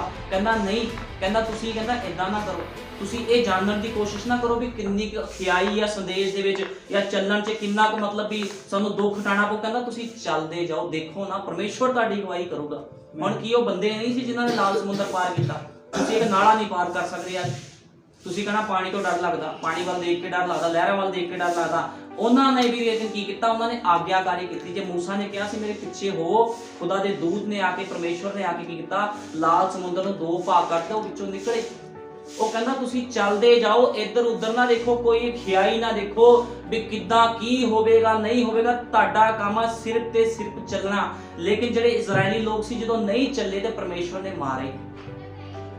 ਲੇਕਿਨ ਕੌਣ ਪਹੁੰਚਿਆ ਉਸ ਦੇਸ਼ ਦੇ ਵਿੱਚ, ਕੌਣ ਵਾਅਦਾ ਕੀਤੀ ਹੋਈ ਭੂਮੀ 'ਚ ਪਹੁੰਚਿਆ? ਯਹੋਸ਼ੂਆ ਤੇ ਕਲੇਬ। ਕਿਉਂ? ਇਹ ਵੀ ਤਾਂ ਬੰਦੇ ਸੀਗੇ, ਲੇਕਿਨ ਇਹਨਾਂ ਦੇ ਅੰਦਰ ਇੱਕ ਕੁਆਲਿਟੀ ਸੀ, ਇਹਨਾਂ ਨੇ ਕਦੇ ਵੀ ਆਪਣੇ ਸੇਵਕ ਨੂੰ ਜੋ ਕਿ ਮੂਸਾ ਸੀਗਾ ਉਹਦੇ ਖਿਲਾਫ ਨਹੀਂ ਬੋਲੇ। ਹੁਣ ਤੁਹਾਨੂੰ ਪਤਾ ਮੂਸਾ ਦੇ ਖਿਲਾਫ ਬੜੇ ਸੇਵਕਾਂ ਨੇ ਬੋਲਿਆ ਸੀਗਾ, ਉਹ ਸਾਰੇ ਦੇ ਸਾਰੇ ਪਰਮੇਸ਼ਵਰ ਨੇ ਮਾਰਤੇ, ਧਰਤੀ ਪਾੜਦੀ ਸੀਗੀ, ਵਿੱਚੇ ਧਸਾਤੇ ਸਾਰੇ ਦੇ ਸਾਰੇ, ਮਾਫੀ ਨਹੀਂ ਮਿਲੀ ਕਿਸ ਨੂੰ ਵੀ। ਕਿਉਂ? ਸਭ ਕੁਝ ਜਾਣਦੇ ਹੋਏ ਲੋਕਾਂ ਨੇ ਗਲਤੀ ਕੀਤੀ। ਜੇ ਸਮੇਂ ਦਾ ਸੰਦੇਸ਼ ਆਇਆ, ਅੱਜ ਇਹ ਸਮੇਂ ਦਾ ਸੰਦੇਸ਼ ਸਾਡੇ ਕੋਲ ਆਇਆ ਤੇ ਸਾਨੂੰ ਵੀ ਵਚਨ ਦੇ ਅਨੁਸਾਰ ਜੀਵਨ ਬਤੀਤ ਕਰਨਾ ਚਾਹੀਦਾ। ਡਰੋ ਨਾ, ਕਿਉਂਕਿ ਆਖਰੀ ਸਮੇਂ 'ਚ ਬਾਈਬਲ ਬਿਆਨ ਕਰਦੀ ਵੱਡੇ ਵੱਡੇ ਭੁਚਾਲ ਆਣਗੇ, ਬਿਮਾਰੀਆਂ ਆਣਗੀਆਂ, ਸਭ ਕੁਝ ਹੋਵੇਗਾ। ਲੇਕਿਨ ਕਹਿੰਦਾ ਤੁਹਾਨੂੰ ਡਰਨ ਦੀ ਲੋੜ ਨਹੀਂ ਹੈ, ਕਿਸੇ ਵੀ ਚੀਜ਼ ਤੋਂ ਡਰੋ ਨਾ। ਕੀ ਜਦੋਂ ਮਿਸਰ ਦੇ ਉੱਪਰ ਬਵਾ ਪਈਆਂ, 10 ਬਵਾ ਪਈਆਂ, ਬਿਮਾਰੀਆਂ ਆਈਆਂ, ਸਭ ਕੁਝ ਹੋਇਆ, ਤੇ ਕੀ ਜਿਹੜੇ ਮਸੀਹ ਲੋਕ ਸੀ, ਇਜ਼ਰਾਈਲੀ ਲੋਕ ਸੀ, ਉਹਨਾਂ ਦੇ ਉੱਪਰ ਕੋਈ ਸੰਕਟ ਆਇਆ? ਕੋਈ ਸੰਕਟ ਨਹੀਂ ਆਇਆ। ਲੇਕਿਨ ਸੰਕਟ ਕਦੋਂ ਆਇਆ? ਜਦੋਂ ਲੋਕਾਂ ਨੇ ਵਚਨ ਤੋਂ ਬਾਹਰ ਕੰਮ ਕੀਤਾ। ਅੱਜ ਜਿੰਨੇ ਲੋਕਾਂ ਨੇ ਸੰਦੇਸ਼ ਗ੍ਰਹਿਣ ਕੀਤਾ ਆ, ਉਹਨਾਂ ਦੇ ਉੱਪਰ ਕੋਈ ਸੰਕਟ ਨਹੀਂ ਆਊਗਾ। ਉਦੋਂ ਹੀ ਸੰਕਟ ਆਉਂਦਾ ਜਦੋਂ ਲੋਕ ਵਚਨ ਤੋਂ ਬਾਹਰ ਚੱਲ ਜਾਂਦੇ ਆ। ਇੱਕ ਦਾਇਰਾ ਹੁੰਦਾ ਆ। ਅੱਜ ਅਸੀਂ ਲੋਕ ਇੰਡੀਆ ਵਿੱਚ ਰਹਿੰਦੇ, ਜੇ ਕੋਈ ਬੰਦਾ ਪਾਕਿਸਤਾਨ ਦੀ ਸਰਹੱਦ ਵਿੱਚ ਚਲਾ ਜਾਵੇ, ਉਹ ਨਾਲ ਹੀ ਫੜ ਲੈਂਦੇ ਆ, ਛੱਡਦੇ ਹੀ ਨਹੀਂਗੇ। ਉਹ ਕਹਿੰਦੇ ਤੂੰ ਕਾਬੂ ਆ ਗਿਆ, ਹੁਣ ਨਹੀਂ ਤੈਨੂੰ ਜਾਣ ਦੇਣਾ। ਤੁਹਾਨੂੰ ਪਤਾ ਕਿੱਦਾਂ ਮਾਰਦੇ ਉਹ ਲੋਕ। ਇਸੇ ਤਰ੍ਹਾਂ ਜੇ ਅੱਜ ਕੋਈ ਮਸੀਹ ਦੇ ਵਚਨ ਦੇ ਵਿੱਚ ਆ, ਕਿਸੇ ਵੀ ਦੇਸ਼ ਨੂੰ ਲਗਾ ਲਓ, ਕੋਈ ਵੀ ਦੇਸ਼ ਦਾ ਬੰਦਾ ਕਿਸੇ ਸਰਹੱਦ ਦੇ ਵਿੱਚ ਚਲਾ ਜਾਂਦਾ ਆ, ਉਹ ਆਪਣੀ ਸਰਹੱਦ ਨੂੰ ਪਾਰ ਕਰਕੇ ਉਹ ਲੋਕ ਫੜ ਲੈਂਦੇ ਆ। ਚਾਹੇ ਅਮਰੀਕਾ ਲਗਾ ਲਓ, ਕੋਈ ਵੀ ਦੇਸ਼ ਲਗਾ ਲਓ। ਸਾਡਾ ਵੀ ਇੱਕ ਦੇਸ਼ ਆ, ਸਾਡਾ ਵੀ ਇੱਕ ਬਾਰਡਰ ਆ, ਇੱਕ ਲਾਈਨ ਆ ਸਾਡੀ ਵੀ, ਉਹ ਬਾਈਬਲ ਆ। ਬਾਈਬਲ ਕਹਿੰਦੀ ਮੇਰੇ ਵਚਨ ਦੇ ਦਾਇਰੇ ਵਿੱਚ ਰਹੋਗੇ ਤੇ ਕੋਈ ਵੀ ਬਵਾ ਤੇਰੇ ਉੱਤੇ ਨਹੀਂ ਪਊਗੀ। ਖੁਦਾ ਜ਼ਿੰਮੇਵਾਰ ਆ ਸਾਡਾ। ਕਦੇ ਵੀ ਖੁਦਾ ਦੇ ਵਚਨ ਤੋਂ ਬਾਹਰ ਨਾ ਜਾਓ, ਨਾ ਕੋਈ ਕੰਮ ਕਰੋ। ਜੇ ਕੋਈ ਜਾਂਦਾ ਤੇ ਪਰਮੇਸ਼ਵਰ ਕੀ ਕਰਦਾ? ਫਿਰ ਉਹ ਕਹਿੰਦਾ ਵੀ ਹੁਣ ਤੂੰ ਆਪ ਗਿਆ। ਨਬੀ ਨੇ ਕਿਹਾ ਉਹ ਬੰਦਾ ਖੁਦ ਨਿਆਂ ਥੱਲੇ ਜਾਂਦਾ, ਉਹ ਪਰਮੇਸ਼ਵਰ ਨੂੰ ਦੋਸ਼ ਨਹੀਂ ਦੇ ਸਕਦਾ ਵੀ ਮੈਂ ਇੱਥੇ ਚਲਾ ਗਿਆ ਜੀ, ਮੇਰੇ ਕੋਲ ਵਚਨ ਤੋਂ ਬਾਹਰ ਕੰਮ ਹੋ ਗਿਆ। ਵਚਨ ਤੋਂ ਬਾਹਰ ਤੁਸੀਂ ਖੁਦ ਗਏ, ਪਰਮੇਸ਼ਵਰ ਨੇ ਨਹੀਂ ਕਿਹਾ ਤੁਹਾਨੂੰ। ਕਦੇ ਵਚਨ ਤੋਂ ਬਾਹਰ ਨਾ ਜਾਓ। ਸੰਸਾਰ ਨੂੰ ਤਿਆਗੋ, ਸੰਸਾਰ ਨੂੰ ਹਮੇਸ਼ਾ ਤਿਆਗੋ, ਖੁਦਾ ਦੇ ਵਚਨ ਨੂੰ ਹਮੇਸ਼ਾ ਪਹਿਲ ਦਿਓ। ਤੇ ਕੀ ਹੁੰਦਾ ਜਦੋਂ ਇਹ ਲੋਕ ਜਿਨ੍ਹਾਂ ਨੇ ਮੂਸਾ ਦੇ ਖਿਲਾਫ ਬੁੜਬੁੜਾਏ, ਉਹ ਕਹਿੰਦਾ ਮੂਸਾ ਤੇਰੇ ਖਿਲਾਫ ਨਹੀਂ, ਮੇਰੇ ਖਿਲਾਫ ਬੁੜਬੁੜਾਏ ਲੋਕ, ਕਿਉਂਕਿ ਤੇਰੇ ਅੰਦਰ ਜਿਹੜੀ ਸਿੱਖਿਆ ਉਹ ਮੇਰੇ ਵਚਨ ਤੇਰੇ ਅੰਦਰ ਭਰੇ ਹੋਏ ਆ। ਮੂਸਾ ਨੂੰ ਕੀ ਲੋੜ ਸੀ? ਮੂਸਾ ਨੂੰ ਪਰਮੇਸ਼ਵਰ ਨੇ ਭੇਜਿਆ ਸੀਗਾ, ਪਿਲਰ ਆਫ ਫਾਇਰ ਨੇ ਉਹਨੂੰ ਪ੍ਰਮਾਣਿਤ ਕੀਤਾ ਸੀਗਾ ਵੀ ਤੂੰ ਜਾ ਮੇਰੇ ਕੰਮਾਂ ਨੂੰ ਕਰ। ਜਦੋਂ ਉਹ ਗਿਆ ਤੇ ਇਜ਼ਰਾਈਲੀ ਲੋਕਾਂ ਨੇ ਕੀ ਕੀਤਾ? ਕੁੜਕੁੜਾਏ ਤੇ ਪ੍ਰਭੂ ਨੇ ਸਾਰੇ ਦੇ ਸਾਰੇ ਮਾਰੇ ਉਸ ਥਾਂ ਦੇ। ਲੇਕਿਨ ਯਹੋਸ਼ੂਆ ਦੇ ਕਲੇਬ ਉਸ ਦੇਸ਼ ਵਿੱਚ ਗਏ। ਜਿਹੜੇ ਪੁਰਾਣੀ ਪੀੜ੍ਹੀ ਦੇ ਲੋਕ ਸੀ ਉਹ ਪ੍ਰਭੂ ਨੇ ਮਾਰੇ, ਲੇਕਿਨ ਜਿਹੜੇ ਨਵੀਂ ਪੀੜ੍ਹੀ ਦੇ ਬੱਚੇ ਸੀਗੇ ਉਹ ਬਚਾ ਕੇ ਰੱਖੇ। ਉਹ ਲੋਕ ਬਚਾ ਕੇ ਰੱਖੇ, ਲੇਕਿਨ ਜਿਹੜੇ ਪੁਰਾਣੀ ਪੀੜ੍ਹੀ ਦੇ ਸੀ ਸਾਰੇ ਦੇ ਸਾਰੇ ਮਾਰੇ ਗਏ। ਅੱਜ ਵੀ ਇਸੇ ਤਰ੍ਹਾਂ ਜਦੋਂ ਨਵੀਂ ਦਾ ਸੰਦੇਸ਼ ਆਇਆ ਆ ਤੇ ਲੋਕਾਂ ਨੂੰ ਚਾਹੀਦਾ ਆ, ਮਸੀਹ ਲੋਕਾਂ ਨੂੰ ਵੀ ਵਚਨ ਦੇ ਅਨੁਸਾਰ ਜੀਵਨ ਬਤੀਤ ਕਰਨ। ਜੋ ਕਹਿੰਦੇ ਸੀ ਸੰਸਾਰ 'ਚ ਵੀ ਜਾਵਾਂਗੇ, ਫਿਰ ਤਾਂ ਇਹ ਉਹੀ ਕੰਮ ਹੋ ਗਿਆ ਇਜ਼ਰਾਈਲੀਆਂ ਤੇ ਮੁਆਬੀਆਂ ਵਾਲਾ। ਮੁਆਬ ਦੇ ਵਿੱਚ ਨਾ ਜਾਓ, ਨਾ ਉਹਦੇ ਨਾਲ ਮੇਲ ਮਿਲਾਪ ਕਰੋ। ਜੇ ਤੁਸੀਂ ਇਹਨਾਂ ਲੋਕਾਂ ਵਿੱਚ ਜਾਓਗੇ, ਬਲਿਆਮ ਦੀ ਸਿੱਖਿਆ ਵਿੱਚ ਜਾਓਗੇ, ਗੜਬੜੀ ਵਿੱਚ ਜਾਓਗੇ, ਤੁਸੀਂ ਗੜਬੜੀ 'ਚ ਪੈ ਜਾਓਗੇ। ਖੁਦਾ ਦੇ ਲੋਕ ਉੱਥੇ ਚੱਲ ਸਕਦੇ ਆ ਜਿਹੜਾ ਰਸਤਾ ਪਰਮੇਸ਼ਵਰ ਤੁਹਾਨੂੰ ਦਿਖਾਊਗਾ। ਜੇ ਤੁਸੀਂ ਆਪਣੇ ਸੋਚਾਂ ਵਿਚਾਰਾਂ ਨਾਲ ਚੱਲੋਗੇ ਵੀ ਮੈਂ ਤਾਂ ਆਪਣੇ ਸੋਚ ਵਿਚਾਰ ਨਾਲ ਚੱਲਣਾ, ਮੈਨੂੰ ਨਹੀਂ ਮਤਲਬ ਵਚਨ ਦੇ ਨਾਲ, ਮੈਨੂੰ ਨਹੀਂ ਵਚਨ ਮਤਲਬ ਵੀ ਕੀ ਸੇਵਕ ਚਰਚ ਵਿੱਚ ਸਿਖਾਉਂਦਾ ਆ, ਮੈਂ ਤਾਂ ਸੁਣਨਾ ਤੇ ਕੰਨ ਵਿੱਚੋਂ ਕੱਢਣਾ, ਮੈਨੂੰ ਕੋਈ ਮਤਲਬ ਨਹੀਂ। ਫਿਰ ਤੁਸੀਂ ਕਦੇ ਵੀ ਖੁਦਾ ਦੇ ਰਾਹ 'ਚ ਨਹੀਂ ਜਾਓਗੇ। ਫਿਰ ਤਾਂ ਉਹੀ ਕੰਮ ਹੋ ਗਿਆ ਦੋਗਲਾਪਨ। ਇਹਨੂੰ ਕਹਿੰਦੇ ਦੋਗਲਾਪਨ। ਵਚਨ ਖਾਣਾ ਆ ਲੇਕਿਨ ਪਾਣੀ ਵਾਲਾ ਵਚਨ ਖਾਣਾ ਆ। ਇਹ ਵਚਨ ਇੱਥੇ ਨਹੀਂ ਮਿਲਦਾ, ਇੱਥੇ ਭੁੰਨਿਆ ਹੋਇਆ ਵਚਨ ਮਿਲਦਾ। ਜਿੱਥੇ ਵਚਨ ਖਾਣਾ ਤੇ ਭੁੰਨਿਆ ਹੋਇਆ ਮਿਲੇਗਾ। ਤੁਹਾਨੂੰ ਪਤਾ ਹੈ ਜੇ ਤੁਸੀਂ ਕਿਤੇ ਮਾंस ਖਾਣ ਜਾਂਦੇ ਹੋ, ਕੋਈ ਪਾਣੀ ਵਾਲਾ ਚਿਕਨ ਦਿੰਦਾ, ਕੋਈ ਦਿੰਦਾ ਭੁੰਨਿਆ ਹੋਇਆ। ਹੁਣ ਖੁਦਾ ਦਾ ਵਚਨ ਕਹਿੰਦਾ ਪਾਣੀ ਵਾਲਾ ਨਹੀਂ ਖਾਣਾ, ਭੁੰਨਿਆ ਹੋਇਆ ਖਾਣਾ। ਤੇ ਇੱਥੇ ਭੁੰਨਿਆ ਹੋਇਆ ਮਿਲਦਾ ਹੈ, ਇੱਥੇ ਮਿਕਸ ਨਹੀਂ ਮਿਲਦਾ। ਨਾ ਇੱਥੇ ਕਦੇ ਮਿਕਸ ਮਿਲੇਗਾ, ਇੱਥੇ ਭੁੰਨਿਆ ਹੋਇਆ ਵਚਨ ਮਿਲੇਗਾ। ਇੱਥੇ ਪਵਿੱਤਰ ਆਤਮਾ ਦੇ ਦੁਆਰਾ ਦਿੱਤਾ ਹੋਇਆ ਵਚਨ ਹੀ ਤੁਹਾਨੂੰ ਖਾਣਾ ਪੈਣਾ ਆ ਤੇ ਉਸੇ ਅਨੁਸਾਰ ਜੀਵਨ ਬਤੀਤ ਕਰਨਾ ਪੈਣਾ ਤੁਹਾਨੂੰ। ਇਹੀ ਖੁਦਾ ਦਾ ਵਚਨ ਸਾਨੂੰ ਕਹਿੰਦਾ ਆ। ਹੁਣ ਇੱਥੇ ਕੀ ਹੋਇਆ? ਜਦੋਂ 10ਵੀਂ ਬਵਾ ਪਾਈ ਤੇ ਸਾਰੇ ਮਾਰੇ ਗਏ। ਜਦੋਂ ਸਾਰੇ ਦੇ ਸਾਰੇ ਮਾਰੇ ਗਏ ਉੱਥੇ ਹਾਹਾਕਾਰ ਮਚ ਗਈ। ਹਾਹਾਕਾਰ ਮਚ ਗਈ। ਲੋਕਾਂ ਨੇ ਚੀਕਾਂ ਮਾਰਨੀਆਂ ਸ਼ੁਰੂ ਕਰ ਦਿੱਤੀਆਂ। ਉਹਨਾਂ ਨੇ ਭਜਾਇਆ। ਉਹ ਕਹਿੰਦੇ ਜਾਓ ਇਜ਼ਰਾਈਲੀ ਲੋਕੋ, ਸਾਡੇ ਵਿੱਚੋਂ ਨਿਕਲ ਜਾਓ, ਸਾਰੇ ਦੇ ਸਾਰੇ ਉਸ ਸਥਾਨ 'ਚ ਨਿਕਲ ਕੇ ਉਹਨਾਂ ਨੂੰ ਲੁੱਟ ਕੇ ਨਿਕਲੇ, ਨਾਲੇ ਸਭ ਕੁਝ ਉਹਨਾਂ ਦਾ ਲੈ ਗਏ ਤੇ ਪਰਮੇਸ਼ਵਰ ਨੇ ਆਪਣੇ ਲੋਕਾਂ ਦੀ ਅਗਵਾਈ ਕੀਤੀ। ਕਿਸ ਤਰ੍ਹਾਂ ਖੁਦਾ ਆਪਣੇ ਲੋਕਾਂ ਦੀ ਅਗਵਾਈ ਕਰਦਾ ਤੁਸੀਂ ਦੇਖੋ, ਕਿੱਦਾਂ ਉਹਨੇ ਇੱਕ ਵੀ ਇਜ਼ਰਾਈਲੀ ਉੱਪਰ ਬਵਾ ਨਹੀਂ ਪੈਣ ਦਿੱਤੀ। ਅੱਜ ਤੁਹਾਨੂੰ ਪਤਾ ਜਦੋਂ ਅੱਜ ਬਵਾ ਪਈ ਹੈ, ਕਰੋਨਾ ਇਸ ਸਥਾਨ ਦੇ ਵਿੱਚ, ਇੰਡੀਆ ਦੇ ਵਿੱਚ, ਪੂਰੇ ਦੇਸ਼ਾਂ ਦੇ ਵਿੱਚ ਕਰੋਨਾ ਜਦੋਂ ਆਇਆ ਤੇ ਕੀ ਹੋਇਆ ਤੁਸੀਂ ਸੁਣਿਆ ਵੀ ਕਿਸੇ ਐਂਡ ਟਾਈਮ ਮੈਸੇਜ ਦਾ ਕੋਈ ਵਿਸ਼ਵਾਸੀ ਆ ਜਿਹਦੇ ਅੰਦਰ ਪਵਿੱਤਰ ਆਤਮਾ ਉਹਦੇ ਉੱਪਰ ਬਵਾ ਪਈ ਹੋਵੇ, ਮੈਨੂੰ ਦਿਖਾ ਦਿਓ ਸੁਣਿਆ। ਲੇਕਿਨ ਤੁਸੀਂ ਦੇਖੋਗੇ ਕ੍ਰਿਸਚੀਅਨ ਲੋਕ ਵੀ ਮਾਰੇ ਗਏ, ਪਾਦਰੀ ਲੋਕ ਵੀ ਮਾਰੇ ਗਏ, ਮਿਸ਼ਨਾਂ ਵਾਲੇ, ਲੇਕਿਨ ਸੰਦੇਸ਼ ਦਾ ਕੋਈ ਵੀ ਬੰਦਾ ਜਿਹੜਾ ਪਵਿੱਤਰ ਆਤਮਾ ਪਾਇਆ ਹੋਇਆ ਉਹਦੇ ਉੱਪਰ ਬਵਾ ਨਹੀਂ ਪਈ। ਕਿਉਂਕਿ ਬਾਈਬਲ ਬਿਆਨ ਕਰਦੀ ਹੈ, ਉਹ ਕਹਿੰਦਾ ਮੇਰੇ ਪਵਿੱਤਰ ਆਤਮਾ ਪਾਏ ਹੋਏ ਲੋਕਾਂ ਤੇ ਬਵਾ ਨਹੀਂ ਪਵੇਗੀ, ਲੇਕਿਨ ਪਾਇਆ ਹੋਣਾ ਚਾਹੀਦਾ ਪਵਿੱਤਰ ਆਤਮਾ। ਜੇ ਤੁਸੀਂ ਦੋਗਲੇ ਹੋ ਤੇ ਬਵਾ ਪਵੇਗੀ। ਫਿਰ ਤੁਸੀਂ ਇਹ ਨਹੀਂ ਕਹਿ ਸਕਦੇ ਜੀ ਮੇਰੇ ਉੱਪਰ ਬੁਨਿਆਦ ਇਹ ਬਵਾ ਕਿਉਂ ਪੈ ਗਈ, ਕਿਉਂਕਿ ਜਿੰਨੇ ਮਰਜ਼ੀ ਕਸ਼ਟ ਆਣ ਉਹ ਦੁਲਹਨ ਨੂੰ ਬਣਾ ਨਹੀਂ ਸਕਦੇ, ਕਿਉਂਕਿ ਦੁਲਹਨ ਦਾ ਰੈਪਚਰ ਹੋਣਾ ਹੈ। ਠੀਕ ਹੈ ਨਾ, ਰੈਪਚਰ ਮਰਿਆਂ ਦਾ ਥੋੜੀ ਕਰਨਾ ਪ੍ਰਭੂ ਨੇ, ਜਿਉਂਦਾ ਦਾ ਰੈਪਚਰ ਕਰਨਾ। ਹੁਣ ਬਵਾ ਪੈਣੀਆਂ, ਮੁਸੀਬਤਾਂ ਆਣੀਆਂ ਆ ਤੇ ਜਿਉਂਦੇ ਰਹਿਣਗੇ ਬੰਦੇ ਤਾਂ ਹੀ ਰੈਪਚਰ 'ਚ ਜਾਣਗੇ। ਇਸ ਕਰਕੇ ਆਪਣੇ ਆਪ ਦਾ ਸੁਧਾਰ ਕਰੋ, ਹਮੇਸ਼ਾ ਖੁਦਾ ਦੇ ਵਚਨ ਨੂੰ ਪਹਿਲ ਦਿਓ, ਕਦੇ ਵੀ ਖੁਦਾ ਦੇ ਵਚਨ ਤੋਂ ਬਾਹਰ ਨਹੀਂ ਜਾਣਾ। ਜਿਹੜਾ ਬੰਦਾ ਖੁਦਾ ਦੇ ਵਚਨ ਤੋਂ ਬਾਹਰ ਜਾਂਦਾ ਪਰਮੇਸ਼ਵਰ ਉਹਨੂੰ ਪਸੰਦ ਨਹੀਂ ਕਰਦਾ। ਹੁਣ ਜਦੋਂ 10ਵੀਂ ਬਵਾ ਪਈ, ਉਹ ਕਹਿੰਦੇ ਜਾਓ, ਕਹਿੰਦੇ ਮੇਰੇ ਦੇਸ਼ ਚੋਂ ਨਿਕਲ ਜਾਓ, ਉਹਨੇ ਭਜਾਤਾ ਉਹਨਾਂ ਨੂੰ। ਤੇ ਦੇਖੋ ਤੁਸੀਂ ਜਦੋਂ ਉਹਨਾਂ ਲੋਕਾਂ ਨੂੰ ਭਜਾਇਆ ਉਸ ਜਗ੍ਹਾ ਦੇ ਵਿੱਚੋਂ ਤੇ ਉਸ ਰਾਜੇ ਦਾ ਫਿਰ ਦਿਮਾਗ ਘੁੰਮ ਗਿਆ। ਉਹ ਕਹਿੰਦਾ ਮੈਂ ਗਲਤੀ ਕੀਤੀ, ਕਹਿੰਦਾ ਮੈਂ ਆਪਣੇ ਗੁਲਾਮਾਂ ਨੂੰ ਜਾਣ ਦਿੱਤਾ। ਤੇ ਤੁਸੀਂ ਦੇਖੋ ਜਦੋਂ ਲਾਲ ਸਮੁੰਦਰ ਅੱਗੇ ਆਇਆ ਤੇ ਕੀ ਹੋਇਆ, ਉਹਨਾਂ ਲੋਕਾਂ ਨੇ ਬੁੜਬੁੜ ਕਰਨਾ ਸ਼ੁਰੂ ਕਰ ਦਿੱਤਾ, ਕਹਿੰਦੇ ਮੂਸਾ ਤੂੰ ਸਾਨੂੰ ਮਾਰਨ ਵਾਸਤੇ ਲਿਆਇਆ ਇਸ ਸਥਾਨ ਦੇ ਵਿੱਚ। ਲੇਕਿਨ ਦੇਖੋ ਕੀ ਹੋਇਆ, ਖੁਦਾ ਦਾ ਪਿਲਰ ਆਫ ਫਾਇਰ ਇਜ਼ਰਾਈਲੀਆਂ ਦੇ ਵਿੱਚ ਆ ਕੇ ਖੜਾ ਹੋ ਗਿਆ, ਮਿਸਰੀਆਂ ਤੇ ਇਜ਼ਰਾਈਲੀਆਂ ਦੇ ਵਿੱਚ ਆ ਕੇ ਖੜਾ ਹੋ ਗਿਆ।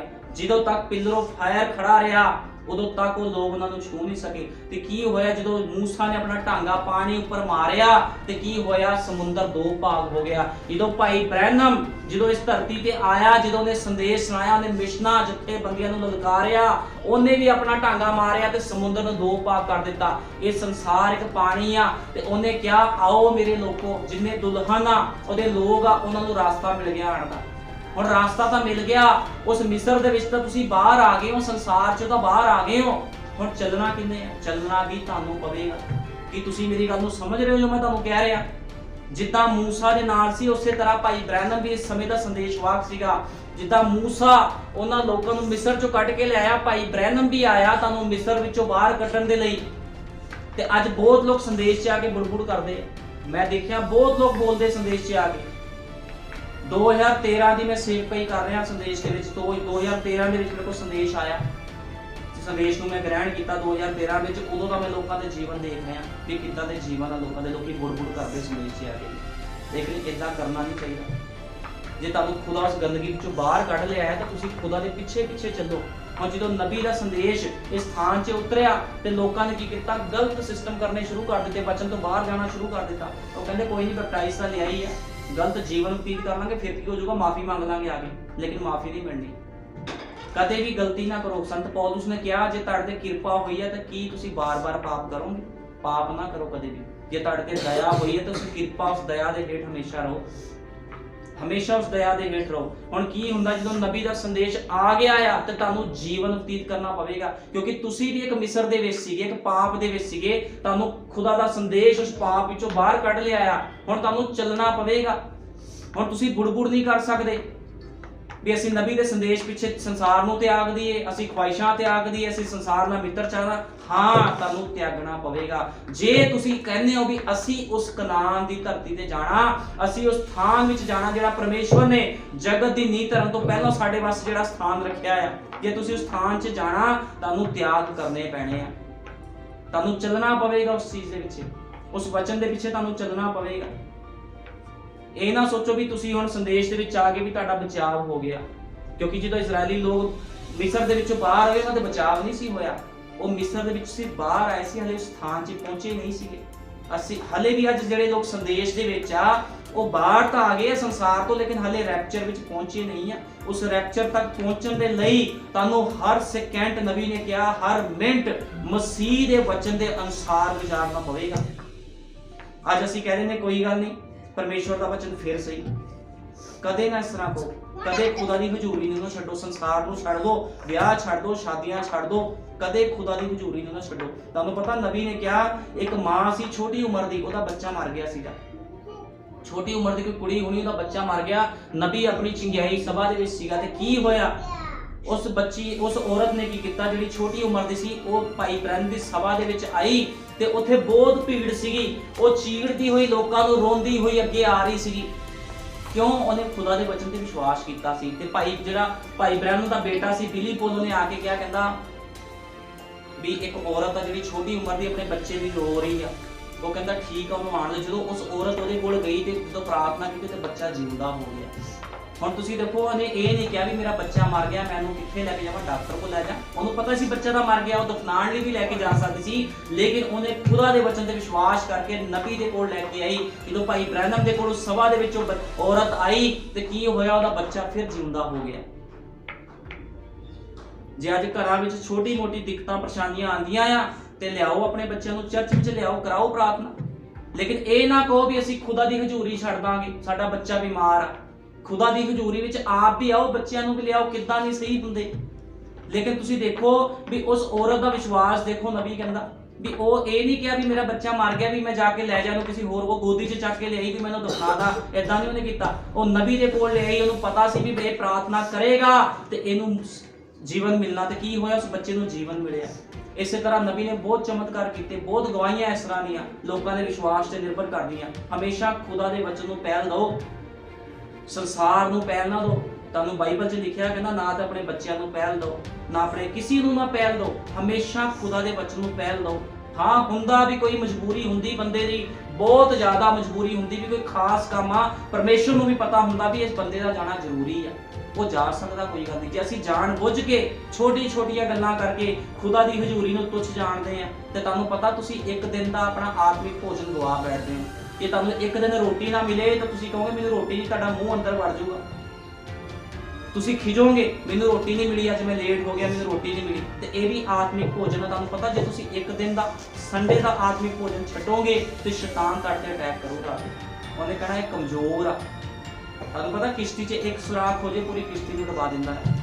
ਸੁਰਾਖ ਨਾ ਹੋਣ ਦਿਓ ਕਦੇ ਵੀ, ਕਦੇ ਗੈਪ ਨਾ ਪੈਣ ਦਿਓ। ਹਮੇਸ਼ਾ ਖੁਦਾ ਦੀ ਹਜ਼ੂਰੀ ਦੀ ਮੰਗ ਕਰੋ, ਪ੍ਰਾਰਥਨਾ ਕਰੋ, ਵਿਸ਼ਵਾਸ ਰੱਖੋ। ਚਾਹੇ ਤੁਹਾਨੂੰ 104 ਵੀ ਬੁਖਾਰ ਹੈ ਨਾ, ਮੇਰੇ ਤੇ ਇਹੋ ਜਿਹੀ ਕੰਡੀਸ਼ਨ ਆਈ ਹੈ, ਮੈਨੂੰ 104 ਬੁਖਾਰ ਹੋਇਆ, ਮੈਂ ਫਾਸਟਿੰਗ ਕਰਦਾ ਰਿਹਾ, ਮੈਂ ਲੋਕਾਂ ਵਾਸਤੇ ਪ੍ਰਾਰਥਨਾ, ਮੈਂ ਤਾਂ ਨਹੀਂ ਕਿਹਾ ਵੀ ਮੈਂ ਕਿਉਂ ਪ੍ਰਾਰਥਨਾ ਕਰਾਂ। ਪ੍ਰਭੂ ਜਾਣਦਾ ਹੀ ਹੈ ਵੀ ਮੈਂ ਬਿਮਾਰ ਹਾਂ, ਪ੍ਰਭੂ ਜਾਣਦਾ ਮੇਰੀ ਮਜਬੂਰੀਆਂ ਨੂੰ। ਪ੍ਰਭੂ ਨੂੰ ਮਜਬੂਰੀਆਂ ਨਾਲ ਕੋਈ ਮਤਲਬ ਨਹੀਂਗਾ, ਪ੍ਰਭੂ ਨੂੰ ਸਿਰਫ ਆਪਣੇ ਵਚਨ ਦੇ ਨਾਲ ਮਤਲਬ ਆ। ਯਹੋਸ਼ੂਆ ਕਲੇਬ ਜਦੋਂ ਉਹ ਵੀ ਆਤਮਾ ਵਿੱਚ ਚੱਲ ਰਹੇ ਸੀ, ਮੂਸਾ ਦੇ ਪਿੱਛੇ ਚੱਲ ਰਹੇ ਸੀ ਤੇ ਕੀ ਹੋਇਆ, ਉਹਨਾਂ ਦੇ ਉੱਪਰ ਵੀ ਦੁੱਖ ਪਰੇਸ਼ਾਨੀ ਆਈ, ਲੇਕਿਨ ਉਹਨਾਂ ਨੇ ਹਮੇਸ਼ਾ ਵਚਨ ਨੂੰ ਪੂਰਾ ਕੀਤਾ। ਤੇ ਮੈਂ ਤੁਹਾਨੂੰ ਦੱਸਣਾ ਚਾਹੁੰਦਾ ਮੇਰੇ ਭੈਣ ਭਾਈਓ ਜੀਜੋ, ਜੇ ਤੁਸੀਂ ਵਚਨ ਨੂੰ ਪੂਰਾ ਕਰੋਗੇ ਤਾਂ ਪਰਮੇਸ਼ਵਰ ਵੀ ਆਪਣੇ ਵਚਨ ਨੂੰ ਤੁਹਾਡੇ ਉੱਪਰ ਪੂਰਾ ਕਰੇਗਾ। ਕਿਉਂਕਿ ਬਾਈਬਲ 'ਚ ਲਿਖਿਆ ਬਰਕਤਾਂ ਅਤੇ ਸ਼ਰਾਬ। ਬਰਕਤਾਂ ਉਹਨਾਂ ਲੋਕਾਂ ਵਾਸਤੇ ਜਿਹੜੇ ਵਚਨ ਨੂੰ ਪੂਰਾ ਕਰਦੇ ਨੇ।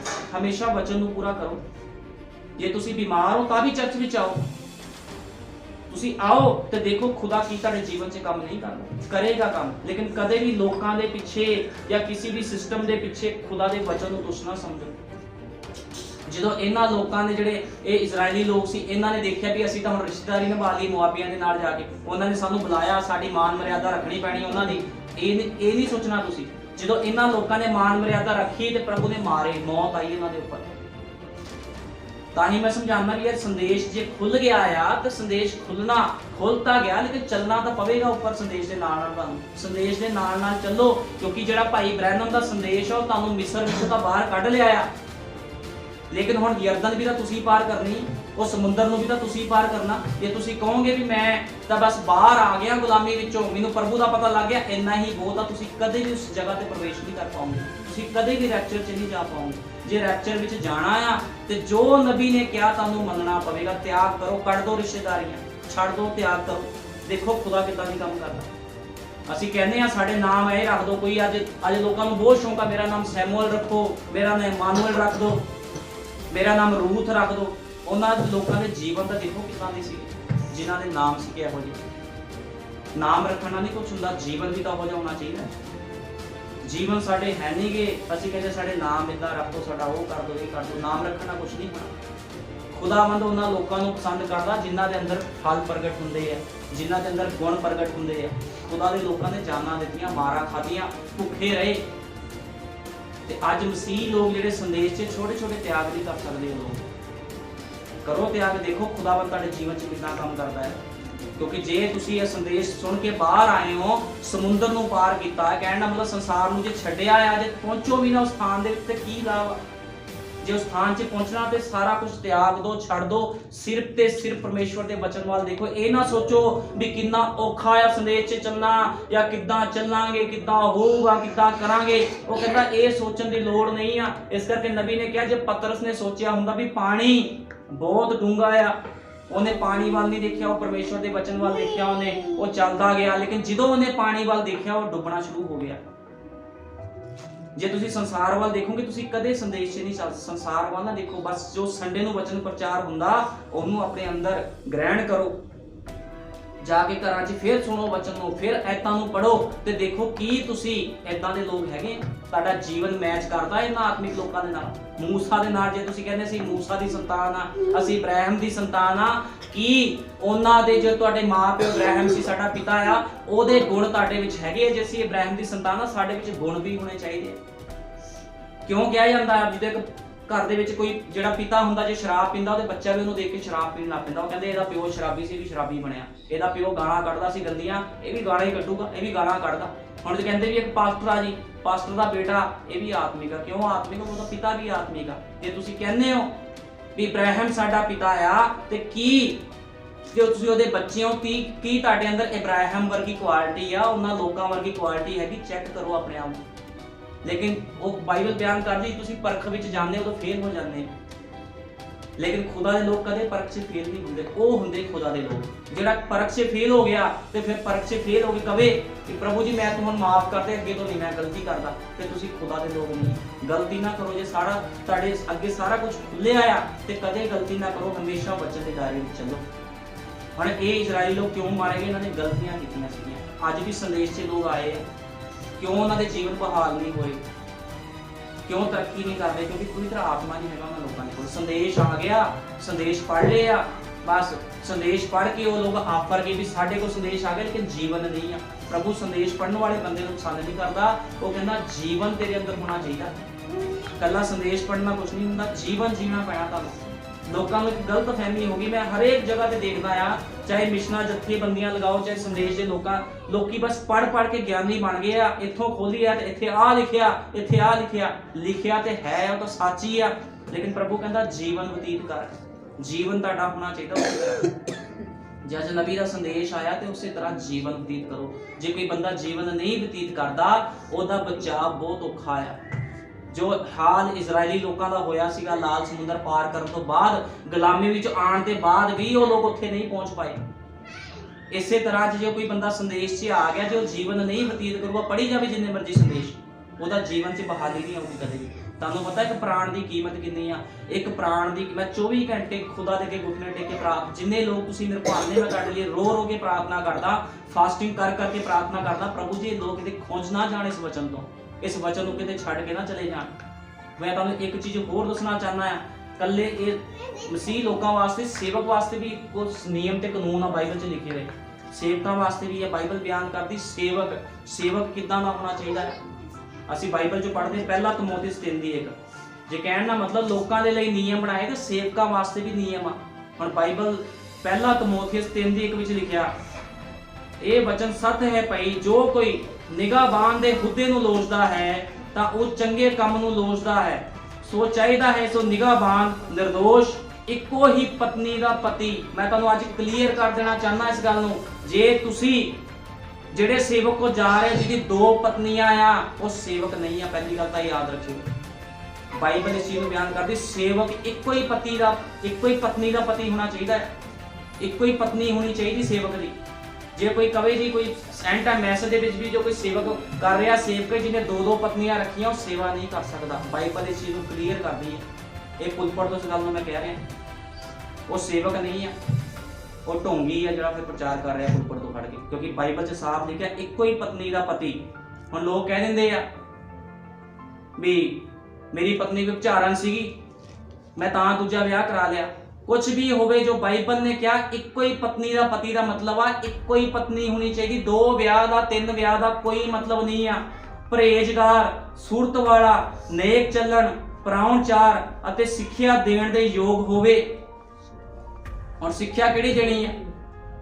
ਇਹ ਥੋੜੀ ਆਪਣੇ ਫਾਇਦੇ ਲਈ ਸਿੱਖਿਆ ਦੇਈ ਜਾਵੇ ਜਾਂ ਪਾਣੀ 'ਚ ਰਲਿਆ ਹੋਇਆ ਵਚਨ ਲੋਕਾਂ ਨੂੰ ਖਾਈ ਜਾਵੇ। ਉਹ ਸੰਦੇਸ਼ ਦੱਸਣਾ ਜਿਹੜਾ ਨਬੀ ਦੇ ਮੂੰਹ ਵਿੱਚੋਂ ਨਿਕਲਿਆ ਹੈ। ਨਾ ਪਿਆਕੜ, ਨਾ ਮੁੱਕੇਬਾਜ਼, ਸਗੋਂ ਸੀਲ ਸੁਭਾਅ ਹੋਵੇ, ਨਾ ਝਗੜੂ, ਨਾ ਪੈਸੇ ਦਾ ਲੋਭੀ। ਪੈਸੇ ਦਾ ਲੋਭੀ ਵੀ ਨਹੀਂ ਹੋਣਾ ਚਾਹੀਦਾ ਕਿਸੇ ਕੋਲ। ਹੁਣ ਇਹ ਜਿਹੜੀ ਐਤ ਆ, ਇਹ ਨਹੀਂ ਕੋਈ ਕਹਿ ਸਕਦਾ ਜੀ ਇਹ ਮਿਸ਼ਨਾਂ ਦੇ ਲਈ ਲਾਗੂ ਆ। ਇਹ ਭਾਵੇਂ ਮਿਸ਼ਨਾਂ ਵਾਲਾ ਸੇਵਕ ਹੋਵੇ ਚਾਹੇ ਹੋਵੇ ਸੰਦੇਸ਼ ਵਾਲਾ ਸੇਵਕ, ਪਤਨੀ ਇੱਕੋ ਹੀ ਹੋਣੀ ਚਾਹੀਦੀ ਹੈ। ਇੰਨਾ ਕੋਈ ਮਤਲਬ ਨਹੀਂ ਵੀ ਅੱਜ ਲੋਕ ਕਹਿੰਦੇ ਵੀ ਅਸੀਂ ਤਾਂ ਮਿਸ਼ਨਾਂ ਵਿੱਚ ਸੀਗੇ ਤੇ ਉਦੋਂ ਮੇਰੀ ਪਤਨੀ ਸੀ, ਮੈਂ ਦੂਜਾ ਵਿਆਹ ਕਰਾ ਲਿਆ, ਹੁਣ ਸਾਰਾ ਕੁਝ ਮਾਫ ਹੋ ਗਿਆ। ਏਦਾਂ ਕੁਝ ਨਹੀਂ ਆ। ਇੱਕੋ ਹੀ ਪਤਨੀ ਦਾ ਮਤਲਬ ਆ ਇੱਕੋ ਹੀ ਪਤਨੀ। ਜਿਹਦੇ 2 ਪਤਨੀਆਂ ਰੱਖੀਆਂ ਉਹ ਸੇਵਕ ਨਹੀਂ ਆ, ਉਹ ਵਿਚਾਰੀ ਕਰਦਾ ਆ।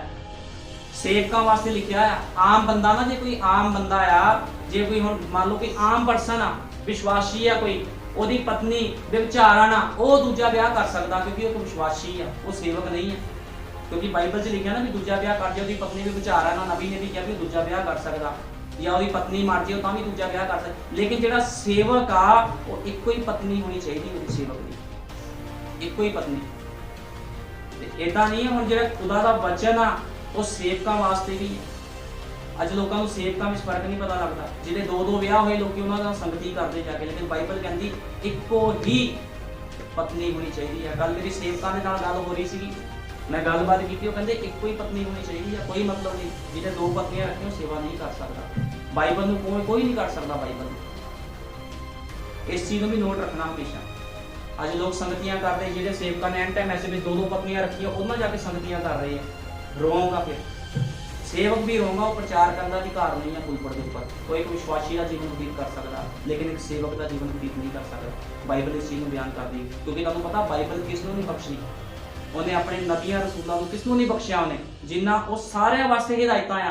ਤੁਹਾਡੇ ਵਿਸ਼ਵਾਸੀ ਲੋਕਾਂ ਵਾਸਤੇ ਵੀ ਹਿਦਾਇਤਾਂ ਆ, ਤੇ ਜਿਹੜੇ ਲੋਕ ਸੇਵਕ ਲੋਕ ਨੇ ਉਹਨਾਂ ਵਾਸਤੇ ਵੀ ਹਿਦਾਇਤਾਂ ਆ। ਵਚਨ ਦੇ ਦਾਇਰੇ ਵਿੱਚ ਚੱਲਣਾ ਹੈ। ਹੁਣ ਇਹ ਥੋੜੀ ਕੋਈ ਸੰਦੇਸ਼ ਦੇ ਵਿੱਚ ਆ ਗਿਆ ਤੇ ਉਹ ਕਵੇ ਜੀ ਮੇਰੇ ਤਾਂ ਪੁਰਾਣੇ ਪਾਪ ਜਿਹੜੇ ਪਾਪ ਆ ਮਾਫ ਹੋ ਗਏ ਆ, ਮੈਂ ਪਹਿਲਾਂ ਪਤਨੀ ਰੱਖੀ ਸੀ, ਮੈਨੂੰ ਨਹੀਂ ਪਤਾ ਸੀਗਾ, ਹੁਣ ਮੈਂ ਸੇਵਾ ਕਰ ਸਕਦਾ, ਨਹੀਂ ਕਰ ਸਕਦਾ ਸੇਵਾ।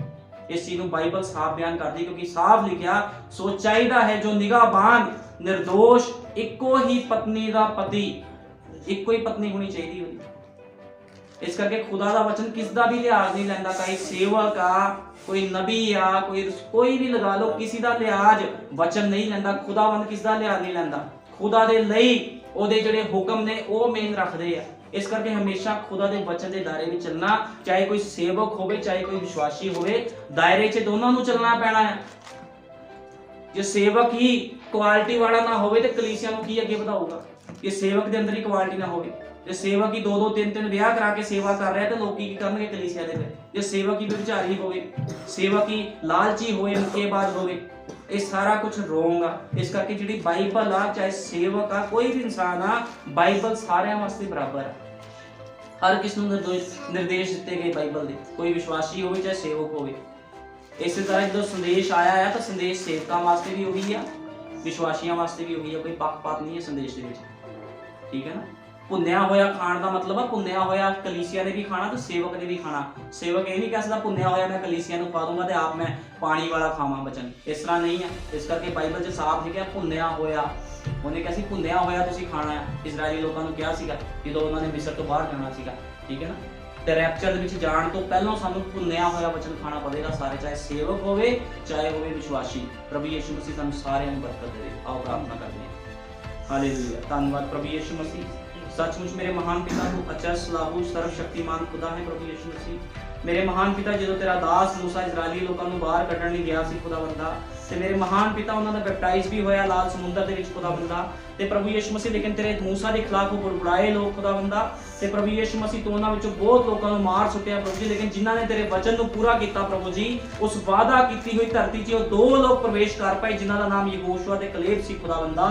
ते इसे तरह प्रभु यीशु मसीह तेरे नबी ने क्या है 10 लाख दे विचों एक सच है प्रभु यीशु मसीह। मेरे महान पिता ज बहुत लोग तेरे संदेश दे पिछे चल पए हैं खुदा बंदा। जो तेरा नबी भाई विलियम ब्रैनम संदेश नूं लैके आया लोगों नूं इस मिस्र विचों बाहर कट के ले आ रहा है खुदा बंदा।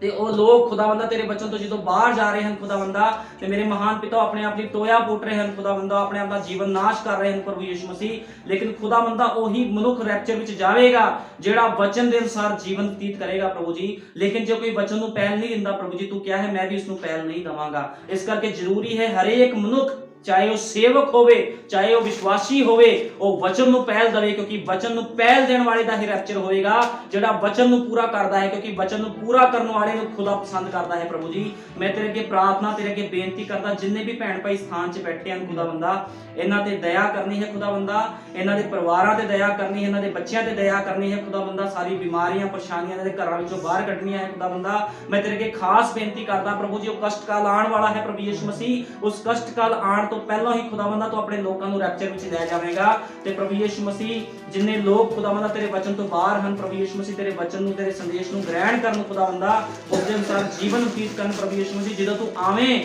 ਤੇ ਖੁਦਾਵੰਦਾ ਅਸੀਂ ਸਭ ਤੇਰੇ ਰਾਹ 'ਚ ਚਲੇ ਜਾਈਏ ਖੁਦਾਵੰਦਾ। ਤੇ ਪ੍ਰਭੂ ਯਿਸੂ ਮਸੀਹ ਤੂੰ ਦਇਆ ਕਰ, ਕਿਰਪਾ ਕਰ ਪ੍ਰਭੂ ਯਿਸੂ ਮਸੀਹ, ਕੋਈ ਵੀ ਮਨੁੱਖ ਤੇਰੇ ਵਚਨ ਤੋਂ ਠੋਕਰ ਨਾ ਖਾਵੇ ਖੁਦਾਵੰਦਾ, ਕਿਉਂਕਿ ਤੇਰਾ ਪ੍ਰਭੂ ਜੀ ਚੁਣਿਆ ਹੋਇਆ ਕਦੀ ਵੀ ਠੋਕਰ ਨਹੀਂ ਖਾਂਦਾ ਪ੍ਰਭੂ ਯਿਸੂ ਮਸੀਹ। ਅੱਜ ਬਹੁਤ ਲੋਕ ਖੁਦਾਵੰਦਾ ਵਚਨ ਤੋਂ ਠੋਕਰ ਖਾ ਰਹੇ ਹਨ ਖੁਦਾਵੰਦਾ, ਜਦੋਂ ਤੇਰੇ ਵਚਨ 'ਚ ਲਿਖਿਆ ਹੈ ਰਾਹ ਸੱਚਾਈ ਅਤੇ ਜੀਵਨ ਮੈਂ ਹਾਂ, ਸੰਸਾਰ ਦਾ ਮਿੱਤਰ ਚਾਰਾ ਪਰਮੇਸ਼ਵਰ ਦੇ ਨਾਲ ਵੈਰ ਹੈ, ਤੇ ਲੋਕੀ ਕਹਿੰਦੇ ਨਹੀਂ ਅਸੀਂ ਸੰਸਾਰ ਨੂੰ ਨਹੀਂ ਛੱਡ ਸਕਦੇ ਖੁਦਾਵੰਦਾ। ਉਹ ਖੁਦਾਵੰਦਾ ਤੇਰੇ ਵਚਨ ਤੋਂ ਪਿੱਛੇ ਹਟ ਕੇ ਚਲੇ ਜਾਂਦੇ ਹਨ ਖੁਦਾਵੰਦਾ, ਲੇਕਿਨ ਬਹੁਤ ਘੱਟ ਲੋਕ ਹਨ ਪ੍ਰਭੂ ਯਿਸੂ ਮਸੀਹ ਜੋ ਤੇਰੇ ਵਚਨ ਦੇ ਵਿੱਚ ਚੱਲ ਰਹੇ ਹਨ ਪ੍ਰਭੂ ਯਿਸੂ ਮਸੀਹ। ਜਿੰਨੇ ਵੀ ਲੋਕ ਤੇ ਪ੍ਰਭੂ ਜੀ ਤੇਰੇ ਵਚਨ 'ਚ ਚੱਲ ਰਹੇ ਹਨ ਖੁਦਾਵੰਦਾ, ਉਹਨਾਂ ਤੇ ਦਇਆ ਕਰਨੀ ਹੈ, ਕਿਰਪਾ ਕਰਨੀ ਹੈ ਪ੍ਰਭੂ ਜੀ।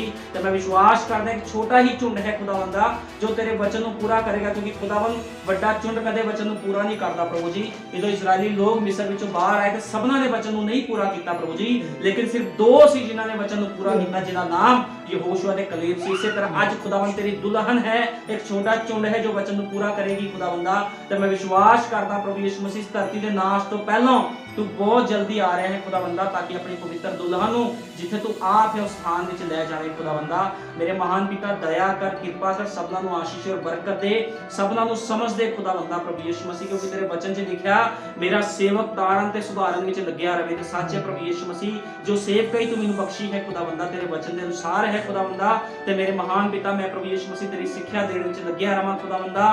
ਤੇ ਪ੍ਰਭੂ ਯਿਸੂ ਮਸੀਹ ਖੁਦਾਵੰਦ ਬਹੁਤ ਜਲਦੀ ਜੀ ਤੂੰ ਆਵੇਂ ਤੇ ਅਸੀਂ ਸਭ ਰੈਪਚਰ ਵਿੱਚ ਉਠਾਏ ਜਾਈਏ ਖੁਦਾਵੰਦਾ। ਦਇਆ ਕਰ, ਕਿਰਪਾ ਕਰ, ਤੇਰੇ ਨਾਮ ਪ੍ਰਭੂ ਯਿਸੂ ਮਸੀਹ ਦੇ ਵਿੱਚ ਮੰਗਦੇ ਹਾਂ, ਆਮੀਨ, ਹਾਲੇਲੂਇਆ।